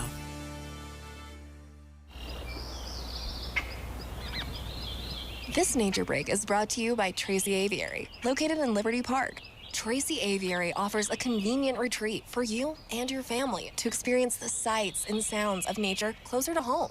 Open daily from 9 a.m. to 5 p.m. with extended summer hours, daily activities, and special events. Inspire your curiosity and connect to nature with a visit to Tracy Aviary today. More information and tickets available at tracyaviary.org. When you choose Performance Automotive in Bountiful, you're choosing selection, convenience, and exceptional service. 4 locations: Performance Ford Lincoln, Performance Honda, Performance Toyota, and Ford Truck Country.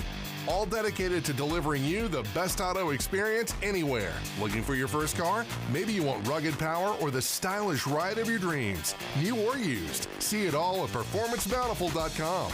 PerformanceBountiful.com. Beat the heat this summer with a desert adventure in Beatty, Nevada. Beatty is so hot that it's cool. Discover the Old West and desert beauty, loaded with family value and adventure with anything from tours, hiking, biking, ATV trails, and great eateries, and the best stargazing in the West. Beatty is the most scenic entrance to Death Valley National Park and your entryway to true desert adventure. Explore the ghost town of Rhyolite or the world-famous Nut and Candy Company and Historic Museum. Beatty has hundreds of miles of trails for hikers, mountain bikers, and off-roading. And don't forget Beatty Days, October 25th through the 27th. Beatty Days is an entire weekend of fun, complete with Old West shootouts, ICS chili cook-offs, 2K and 5K races, live music, bed races, desert art, a classic car show, a cornhole tournament, model railroads, vendors, food, and contests for everyone. Just 95 miles from Las Vegas. For info, visit BeattyNevada.org. Tell them you heard it on the radio and get a free gift at BeattyNevada.org. If you're looking to move out of your parents' place, you could really cut expenses by bundling your car and renter's insurance with Progressive, which is good because your little brother has gotten really territorial. You're blood related. You'd think it would be fine to share food in the fridge. I mean, who writes their name on every individually wrapped slice of cheese, Tyler? Still, you've got to admire the commitment. So bundle your renters and car insurance with Progressive and use the savings to help you move out and have all the cheese you want. Progressive Casualty Insurance Company. Coverage provided and serviced by affiliates and third-party insurers. Not available in all states. This is it. Shop the Lowe's Closeout event to get up to 70% off select major appliances for your home. Plus, get up to 60% off select patio furniture and accessories for your outdoor spaces. So hurry into your local store today because these deals are too good to last. Shop them now before they're gone because Lowe's knows savings. Lowe's knows home improvement. Valid through 8/7 while supplies last. Selection varies by location. Get triple rewards on your Rewards Visa card from Cyprus Credit Union when you spend on gas and travel from now through August. Learn more or apply today at cypruscu.com. This is Derek Miller speaking on business. Over the last 3 years, Larry H. Miller Real Estate has expanded its real estate development footprint. Company President Brad Holmes tells us more about the tremendous growth the company is experiencing and the generational impact the projects will have on Utah. As the real estate platform of the Larry H. Miller Company, we use real estate development and smart growth principles to fulfill Larry H. Miller Company's mission to enrich lives. Whether we're building a single-family home or a master plan community, a commercial office tower, or mixed-use business districts, like downtown Daybreak and the Power District, we treat every real estate project as an opportunity to make a real lasting positive impact. In Utah, we're blessed with some of the most beautiful land on earth. As stewards of this land, it's our responsibility to be thoughtful with how we treat it. As a team, we harness the power of real estate development to steward projects whose long-term vision enriches the lives of those who live there.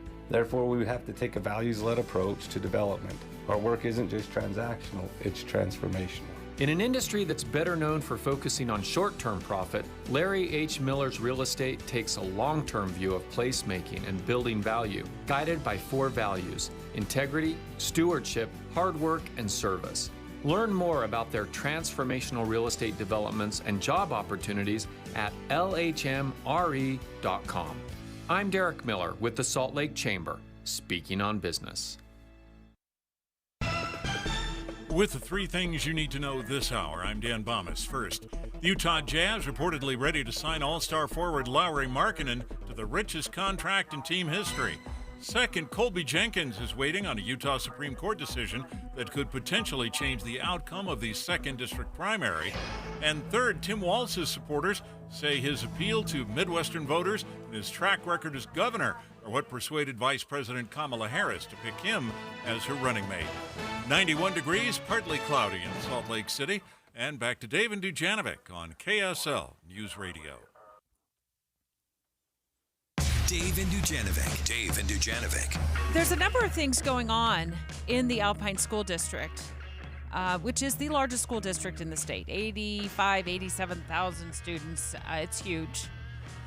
There's 2 main storylines right now. The one we've been talking about all morning long in the 10 o'clock hour, we went in depth, is that there's some votes that are going to get underway in about 10 minutes from multiple city councils across Utah County that is the beginning of a potential public vote to disband the district, break it into 3 separate different districts.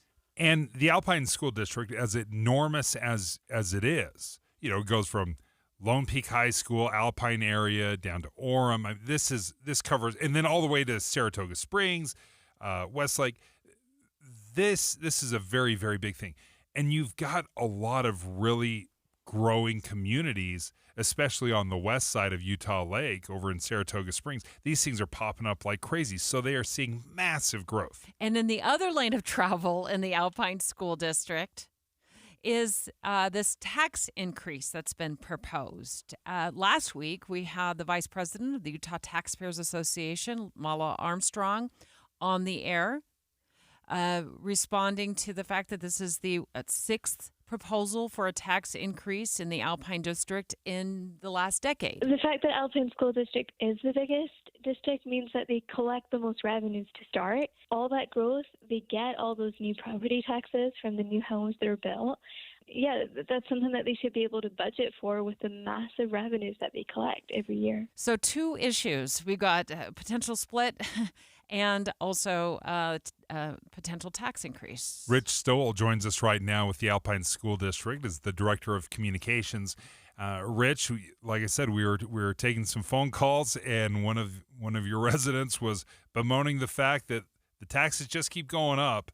Can you give us an idea where that money is going to, and then what the future looks like? Well, thanks for having me on again, Dave and Debbie. I just want to say it's always a pleasure to join you for these lighthearted conversations about things happening in Alpine. You're welcome. School District. Certainly exciting. Puppies and lunch is next. That's the next segment. So. No, but thank you. No, we appreciate you bringing light to this issue. I was listening in earlier to the segments, and yeah, these are important conversations, and they need to be had. And so you all play a role in helping educate people on where their taxes go and where those investments should be made. And certainly, yeah, we don't take lightly what our board is asking for. They're very sensitive to the pressures that are on homeowners in Alpine School District, and they are asking for an investment in public education. It should be noted that when it all is, they're talking about moving some money around so that net it would be an ask of about a 9% increase in the rate that our homeowners are currently paying, which is, it's about 0.4% of the qualifying value of their home. So significant, yes, but we are hopeful that our community will support this investment in public education. Rich, I don't do math well, especially on the fly. So what does that equal in dollars on an average home? In dollars, average home about $107 a year is what our board is considering. Additional to what they're already paying, correct. Okay, and let's flip over to the potential split, and actually be a three-way split with the Alpine District. Now that you've got several cities, including Alpine and Lehigh in the central area, and other cities, and also like Saratoga Springs and Eagle Mountain on the west side, voting starting in about, it looks like, maybe 5 minutes now. That first city council meeting will be held. Has the board in the Alpine School District taken any sort of position on a potential split? And then I guess I'm also wondering, does the tax increase still go through if the district is broken up?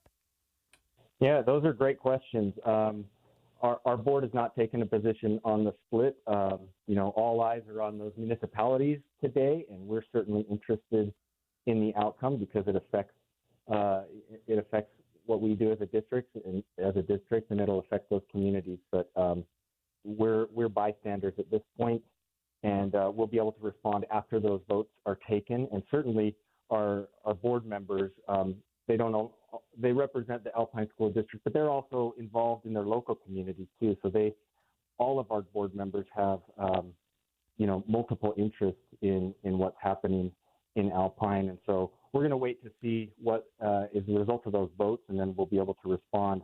But when it comes to reconfiguration or increases in taxes, I can tell you that our board is united on the need to fund priority programs and provide excellent facilities for the students in Alpine School District. And so in some ways, the reconfiguration discussions that are happening in municipalities, those are best left to the cities at this point, because our board is focused on our students right now. And in a week, we're going to start back to school, and it's going to be exciting for those new kindergartners and for the students returning and those parents and teachers.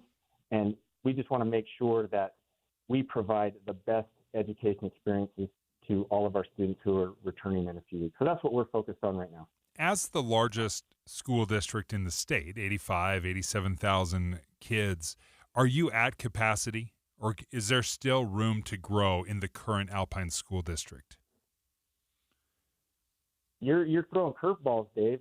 These are good questions. The way that our school districts are organized in our state is we're able to handle growth, and we've handled growth the last 10 or 20 years. We've seen massive growth over the past 20 years in our district, and our district has handled it very, very well. We've responded to the needs for facilities. We're able to hire and attract the best educators to our district because we offer excellent compensation and collaboration opportunities. And so, yeah, we've been able to handle growth in the past. Now, whether the voters in all of our communities think that we should continue to grow, that'll be up to them, perhaps in November, depending on what the votes are by City Council today. Well, we appreciate you joining us. Rich Stoll, Alpine School District Director of Communications. We, too, will be keeping a close eye on how these different cities vote. And if you missed it earlier, the way it is going to go is that there's going to be the potential for a West Side District in Alpine, which would be like Saratoga Springs and Eagle Mountain, and in a Central District, which would include interlocal agreement with cities like Alpine and Lehigh and American Fork and even Draper and Highland. And these city council meetings are happening today. And in fact, I'm looking at the list. Alpine starts at noon. And so we will want to know, like you, what ends up happening. And remember, it was the Orem City Council that wanted to split away from the Alpine School District. They put it to a vote, and the voters rejected it. So that would become then the third district, kind of by default, if you will. PG, facto, Orem, right. Vineyard. They're not included in this vote. It would be 3 different districts, Central District, West District, and then Southern, I guess, part would be a different district. So a lot at stake here today in the Alpine School District. Maria's got you covered on that. Jeff Kaplan will also have the latest on that this afternoon. Maria also looking into Vice President Kamala Harris's pick for her VP as she runs for the Oval Office. Maria's next. KSL FM Midvale. KSL Salt Lake City. From the KSL Common Spirit Health Studios, this is KSL